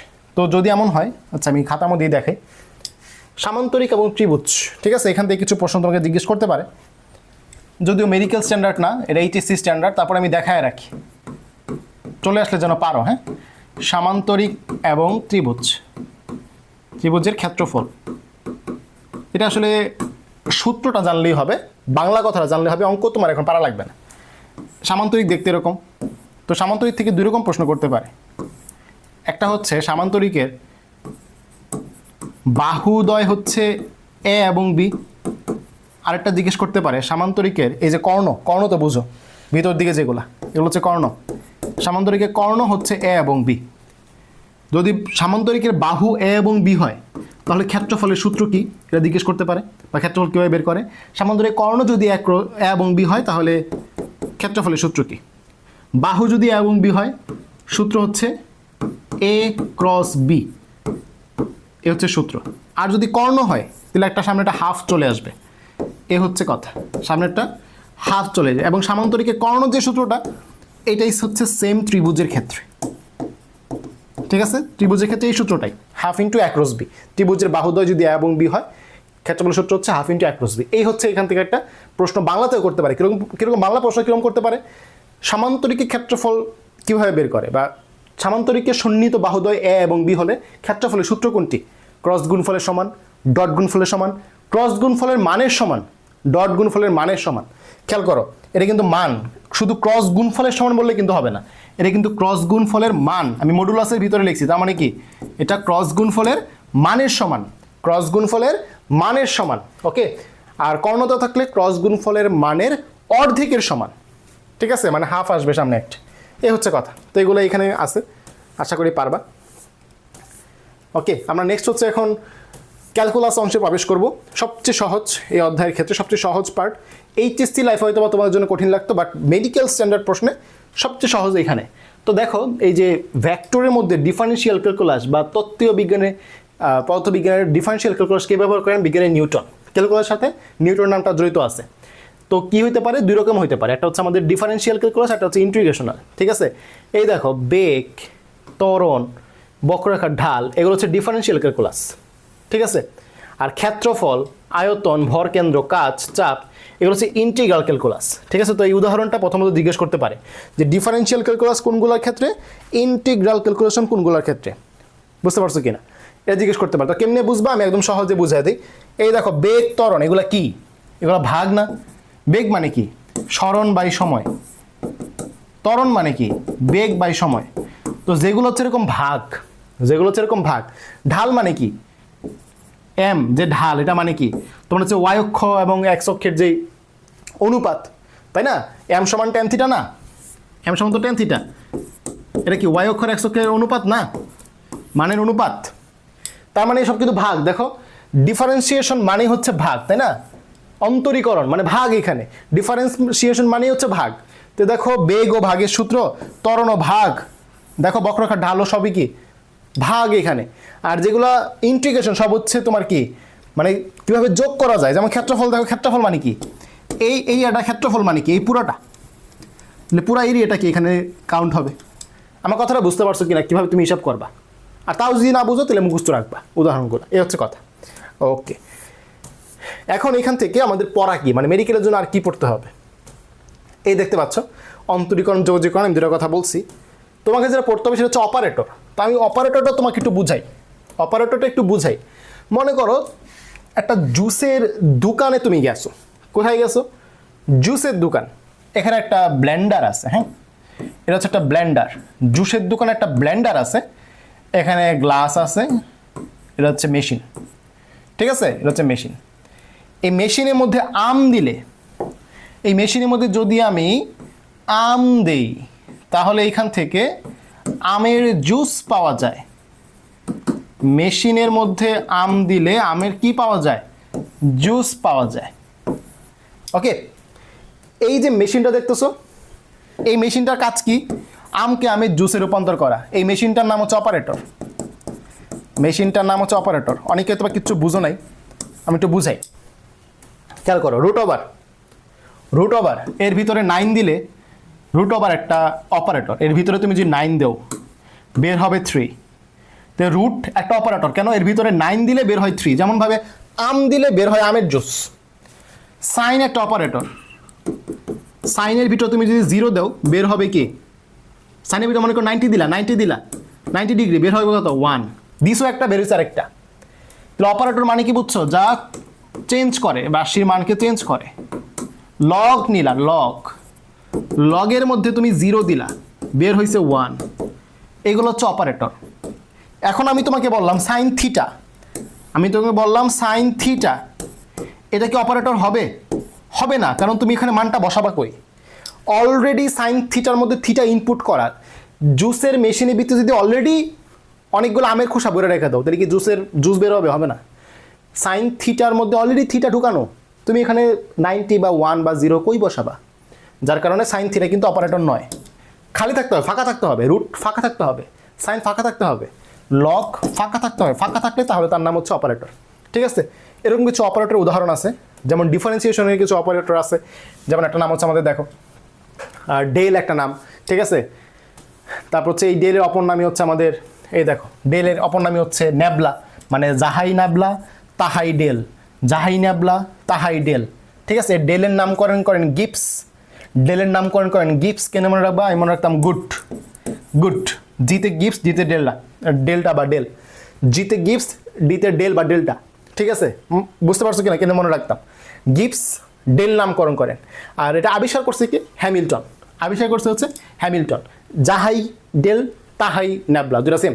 আচ্ছা, এখন এখান থেকে কিছু পড়া হচ্ছে তোমার কার্ল, গ্রেডিয়েন্ট আর হচ্ছে ডাইভারজেন্স। আগে একটু বুঝতে হবে জিনিসটা কি, আমরা একটু বিষয়টা বুঝি। গ্রেডিয়েন্ট, ডাইভারজেন্স আর কার্ল এগুলোর মানে কি, তাহলে তুমি হচ্ছে লাস্টের এই পড়াগুলো পারবা, ঠিক আছে। যে গ্রেডিয়েন্ট নিয়ে অনেক কথাবার্তা আছে, তারপর হচ্ছে এখানে তোমার কার্ল নিয়ে অনেক কথাবার্তা আছে, ঠিক আছে। তো আমরা একটু বিষয়গুলো বুঝি জিনিসটা কি। ডাইভারজেন্স, ডাইভারজেন্সটাকে বুঝি। এই ডাইভারজেন্স দিয়ে আসলে বোঝায় যে একটা ক্ষেত্রে কতটুকু তরল পদার্থ ভিতরে ঢুকতেছে বা বেরোচ্ছে। কোনো একটা মেশিনে তুমি চিন্তা করতে পারো, তা পাইপে কথা চিন্তা করতে পারো, কতটুকু পানি ঢুকতেছে বা বেরোতেছে, এটা হচ্ছে আমরা ডাইভারজেন্সের তুলনা করতে পারি। তো এটা মনে রাখার জন্য আমি একটা গল্প বলি তোমাদের। মনে করো এটা একটা ঘর, এটা একটা ঘর, এই ঘরের মধ্যে অনেকগুলো ছেলে আছে। একটা ঘরে মনে করো 5 জন ছেলে, মানে একটা পরিবারে 5 জন ছেলে। 5 জন ছেলেই বাইরে যায়, বাইরে যায় মানে কি, চাকরি করতে যায়, ইনকাম করতে যায়। তাহলে অবশ্যই এটা কি এটা ভালো ঘটনা, ধনাত্মক ঘটনা, পজিটিভ ঘটনা। কিন্তু মনে করো 5 জন ছেলের একজনও কাজ করে না, বেকার, সবাই ঘরের ভিতরে বসে থাকে, দেখছো তীর চিহ্ন ভিতরের দিকে, তাহলে অবশ্যই এটা নেগেটিভ ঘটনা, এটা ভালো ঘটনা না। আবার এমন হইতে পারে যে কয়েকজন ছেলে কাজ করে, আবার কয়েকজন ছেলে রেস্ট করে, তার মানে কি এটা পজিটিভও না নেগেটিভও না, জিরো। এভাবে চিন্তা করতে পারো। তো পানি যদি বের হয়ে যায়, চিন্তা করো, মানে যেটা আমি মনে রাখার জন্য কি ট্রিক দিলাম, মানুষের উদাহরণ দিলাম, কিন্তু তুমি এটা মনে রাখবা যেটা পানি দিয়ে কিন্তু মেইন যে জিনিসটা, তাহলে বুঝছো ধনাত্মক ডাইভারজেন্সে পানিগুলো বের হয়ে যায়। তাহলে বলো কোনো জিনিস যদি দূরে চলে যায় অবশ্যই তার আয়তনটা বাড়ে। তাহলে ধনাত্মক ডাইভারজেন্সে আয়তন বেশি, বাট দূরে দূরে মানে কি ঘনত্ব কম। ঘন মানে কি কাছাকাছি, আমার কথাটা বুঝতেছো কিনা? ধনাত্মক ডাইভারজেন্সে আয়তন বেশি ঘনত্ব কম, কেমনে বের হয়ে গেছে যে, এভাবে চিন্তা করবা। ধনাত্মক ডাইভারজেন্স তার মানে ছেলেগুলা ঘরের বাইরে চলে গেছে, ঘরের বাইরে মানে কি বিভিন্ন জায়গায় ছড়ায় ছিটায় আছে, আয়তন বেশি, বাট তারা ঘন না, কারণ বিভিন্ন জায়গায়। ঋণাত্মক ডাইভারজেন্স মানে কি এক জায়গায় গিঞ্জি হয়ে বসে আছে, তার মানে এটা কি ঘনত্ব অনেক বেশি, বাট এক জায়গায় আছে তাই আয়তন কি কম। এই প্রশ্নগুলো কিন্তু তোমাকে জিজ্ঞেস করবে, ঠিক আছে? এই প্রশ্নগুলাই জিজ্ঞেস করবে। ক্লিয়ার? আয়তন কার বেশি, কার কোন জায়গায় কম, ঘনত্ব কোন জায়গায় বেশি কোন জায়গায় কম, ধনাত্মক ঋণাত্মক শূন্য ডাইভারজেন্স। ওকে, এগুলো হচ্ছে মাথায় রাখতে হবে। ওকে, তাহলে আমরা হচ্ছে একটা চার্ট করবো এখন সিরিয়াল, এইভাবেই সেম। এই সিরিয়ালে মনে রাখবা গ্রেডিয়েন্ট, ডাইভারজেন্স, কার্ল, জিতে গ্রেডিয়েন্ট, জিতে জেনারেল গুণ, জিতে গ্রেডিয়েন্ট, জিতে জেনারেল গুণ, ডিতে ডাইভারজেন্স, ডিতে ডট গুণ, সিতে কার্ল, সিতে ক্রস গুণ। আশা করি বুঝতে পারছো আমি কি মনে কি বুঝাইছি। গ্রেডিয়েন্টের জেনারেল বা সাধারণ গুণ হয়, ডাইভারজেন্সের ডট গুণ হয়, কার্লে ক্রস গুণ হয়। কিভাবে বিষয়টা দেখো, আমরা যে নাবলা অপারেটর, আশা করি মনে আছে নাবলা অপারেটরের কথা, একটু নাম শুনে আসছিলাম। এই নাবলা অপারেটরের সাথে যদি আমরা কোনো ভেক্টর রাশি মনে করো হচ্ছে এ, এটা ডট গুণন করি, সেই ক্ষেত্রে এটা হবে ডাইভারজেন্স। নাবলার সাথে গুণ হইতে হবে, কারণ ভেক্টর অপারেটর হচ্ছে নাবলার সাথে গুণ হইতে হবে। আমরা কিন্তু ডিফারেন্সিয়েশনের মধ্যে আসছি, তাহলে এটা কি, এটা হচ্ছে ডাইভারজেন্স। এবং আমরা জানি ডট গুণন করলে কি পাওয়া যায়, স্কেলার রাশি পাওয়া যায়। তাহলে ডাইভারজেন্সের রেজাল্ট হিসেবে কি পাবো, স্কেলার রাশি পাবো। ক্রস গুণন মানে কি, নাবলার সাথে যদি আমি কোনো ভেক্টর রাশি ক্রস গুণন করি তখন পাবো কার্ল। এবং আমরা জানি ক্রস গুণন করলে রেজাল্টে কি পাওয়া যায়, ভেক্টর রাশি পাওয়া যায়। তাহলে বলো দুইটা ভেক্টর রাশি থেকে স্কেলার রাশি পাওয়ার জন্য আমি কোন গুণ করব, ডাইভারজেন্স করব, ঠিক আছে? ওকে, জেনারেল গুণ মানে কি, মনে করো ফাই হচ্ছে একটা নর্মাল স্কেলার রাশি, এর সাথে আমি যে কোনো একটা ভেক্টর রাশির সাধারণ একটা গুণ করে দিলাম। আমার কথাটা বুঝতে পারছো কিনা? মানে স্কেলার রাশির সাথে এই নাবলা যে রাশিটা, এর সাথে আমি যে স্কেলার রাশিটা সাধারণ গুণ, সাধারণ গুণ, না ডট না ক্রস, না ডট না ক্রস, সাধারণ গুণ। আমার কথাটা বুঝতে পারছো? না ডট না ক্রস, নাবলার সাথে, নাবলা যে অপারেটরটা আছে তার সাথে একটা স্কেলার রাশি, ফাই হচ্ছে একটা স্কেলার রাশি, ফাই হচ্ছে একটা স্কেলার রাশি, স্কেলার রাশি সাধারণ গুণ, না ডট না ক্রস, সাধারণ গুণ। তাহলে এর ফলে আমাদের দেখো নাবলা তো ভেক্টর, আমরা বলছিলাম ভেক্টর রাশির সাথে স্কেলার রাশি গুণ করলে আনসার হয় ভেক্টর রাশি, মনে পড়ে? ভেক্টর রাশির সাথে স্কেলার রাশি গুণ করলে আনসার আসে ভেক্টর রাশি। এ হচ্ছে এখান থেকে কথা। ওকে ওকে, ডাইভারজেন্স থেকে আমরা আসলে কি জানি? ডাইভারজেন্স থেকে আমরা আসলে ফ্লাক্সের প্রকৃতি জানি। ফ্লাক্সের প্রকৃতি মানে তরল পদার্থগুলা এটা কতটুকু বের হয়ে আসতেছে, কতটুকু ঢুকতেছে, এটা আমরা জানতে পারি, ফ্লাস্কের প্রকৃতি। ওকে, আর কার্ল থেকে আমরা কি জানি? কার্ল থেকে আমরা জানি হচ্ছে ঘূর্ণন মান, ঠিক আছে? ঘূর্ণন মান, কার্ল থেকে আমরা কি জানি? ঘূর্ণন মান। তো এখান থেকে কিছু প্রশ্ন আসে, এখান থেকে কিছু প্রশ্ন আসে, যেমন একটা প্রশ্ন জিজ্ঞেস করে যে যদি কার্লের মান 0 হয় তাহলে ওই ভেক্টর ক্ষেত্র দ্বারা আসলে কি বোঝায়? ভেক্টর ক্ষেত্রটা অঘূর্ণনশীল। কার্লের মান যদি 0 হয় তাহলে তখন বোঝায় ওই ভেক্টর ক্ষেত্রটা ঘুরতেছে না, অঘূর্ণনশীল। একইভাবে যদি ডাইভারজেন্স 0 দেখায়, এটা আসলে কি, ওই ভেক্টর ক্ষেত্রটা সলিনয়েডাল। সলিনয়েডাল মানে হচ্ছে যতটুকু যাইতেছে ততটুকুই বের হচ্ছে, ঠিক আছে, হচ্ছে সলিনয়েডাল। আর এই ক্ষেত্রে এরকম কোনো পড়া নাই, ঠিক আছে এই ক্ষেত্রে। আচ্ছা, গ্রেডিয়েন্ট দিয়ে আসলে কি বোঝায়? গ্রেডিয়েন্ট দিয়ে বোঝায় ম্যাগনিটিউড অফ স্কেলার কোয়ান্টিটি। অনেকে হয়তো মাথার উপরে দেখেছে ভাই এটা কী লেখছে, আমি আসলে ইংলিশে লিখছি কারণ মেডিকেলের প্রশ্নটা ইংলিশে আসছিল। আমার মেডিকেল ভর্তি পরীক্ষা 2020 সালে প্রশ্নটা আসছিল যে গ্রেডিয়েন্ট আসলে কি, ম্যাগনিটিউড অফ স্কেলার কোয়ান্টিটি মানে কি, ম্যাগনিটিউড মানে মান, আর স্কেলার কোয়ান্টিটি মানে কি, স্কেলার রাশি। এখন তাহলে দেখো, এখন কথাটা বুঝবা। এই যে স্কেলার রাশি, এই স্কেলার রাশির মান কত এটা বোঝা যায় এই গ্রেডিয়েন্ট দিয়া। ম্যাগনিটিউড মানে মান, ম্যাগনিটিউড মানে কি, মান, ঠিক আছে। স্কেলার রাশির মান কত এটা বোঝা যায় গ্রেডিয়েন্ট দিয়ে, ঠিক আছে। Okay, magnitude of gradient, magnitude of gradient. আরেকটা প্রশ্ন করে, স্কেলার রাশিকে ভেক্টরে রূপান্তর করে কে? স্কেলার রাশিকে ভেক্টরে রূপান্তর করে কে বলো? স্কেলার থেকে ভেক্টরে, স্কেলার থেকে ভেক্টরে গ্রেডিয়েন্ট, ভেক্টর থেকে স্কেলারে ডাইভারজেন্স, আর ভেক্টর থেকে ভেক্টরে কার্ল। আমার কথাগুলো বুঝতেছো? আমার কথাগুলো বুঝতেছো? স্কেলার থেকে ভেক্টরে গ্রেডিয়েন্ট, ভেক্টর থেকে স্কেলারে ডাইভারজেন্স, আর ভেক্টর থেকে ভেক্টর হচ্ছে কার্ল। ওকে, এটা প্রশ্ন করতে পারে যে কার্লের নতিমাত্রা কত, মানে যদি কার্লকে তুমি কখনো গ্রেডিয়েন্ট করো, মানে বুঝতে পারছো, গ্রেডিয়েন্ট অফ কার্ল, যাকে বাংলায় বলা হয় কার্লের নতিমাত্রা, কার্লের নতিমাত্রা, আনসার হবে 0।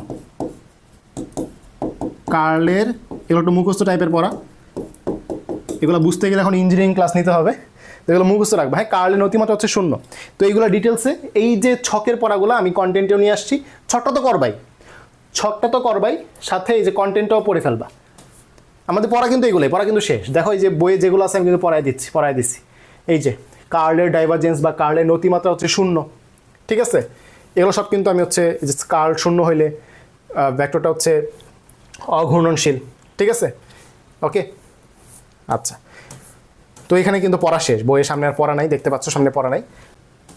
এখানে সব কিছু সাজানো আছে। গ্রেডিয়েন্ট থেকে স্কেলার রাশিকে ভেক্টর রূপান্তর করে, স্কেলার রাশির গ্রেডিয়েন্টের মান ওই স্কেলার রাশির সর্বাধিক বৃদ্ধির হারের সমান, ম্যাগনিটিউড অফ গ্রেডিয়েন্ট পড়াইছি। এটা হচ্ছে ভেক্টর রাশিকে স্কেলারে রূপান্তর করে, তরল পদার্থের ঘনত্বের পরিবর্তনের হার বা ফ্লাস্কের প্রকৃতি বোঝায়, অলরেডি পড়াইছি। আয়তন বৃদ্ধি, ঘনত্ব হ্রাস কখন? যখন ডাইভারজেন্স ধনাত্মক হবে। আয়তন হ্রাস, ঘনত্ব বৃদ্ধি কখন? মান যখন ঋণাত্মক হবে, এগুলো পড়াইলাম একটু আগে। আর যখন 0 হবে তখন তাকে বলা হয় সলিনয়েডাল। ভেক্টর রাশিকে ভেক্টর রূপান্তর করে কে? কার্ল। কার্ল 0 হলে কি? ভেক্টরটা হচ্ছে অঘূর্ণনশীল। কার্লের মধ্যে প্রাপ্ত ভেক্টরটির মান ঘূর্ণনকের সাপেক্ষে কৌণিক বেগের দ্বিগুণ হয়, মানে 2 ওমেগা হয়, এটাও মুখস্থ রাখবা, 2 ওমেগা হয়, ঠিক আছে। আর কোনো ভেক্টরের কার্লের নতিমাত্রা বলো, ডাইভারজেন্স বলো, সব 0, গ্রেডিয়েন্ট নিলেও 0, ডাইভারজেন্স নিলেও 0, এই হচ্ছে পড়াশোনা। ওকে, তো আশা করি আমি যা যা পড়াইছি, যেই টপিকগুলো পড়াইছি একদম কোনো সমস্যা নেই, ক্রিস্টাল ক্লিয়ার হয়েছে। এরপর অনুশীলনী ক্লাসটা করে ফেলবা আর ম্যাথ ক্লাসটা করে ফেলবা, তাহলে কিন্তু ভেক্টর থেকে যেই রকম প্রশ্ন আসুক পারবে ইনশাল্লাহ। ওকে, আসসালামু আলাইকুম।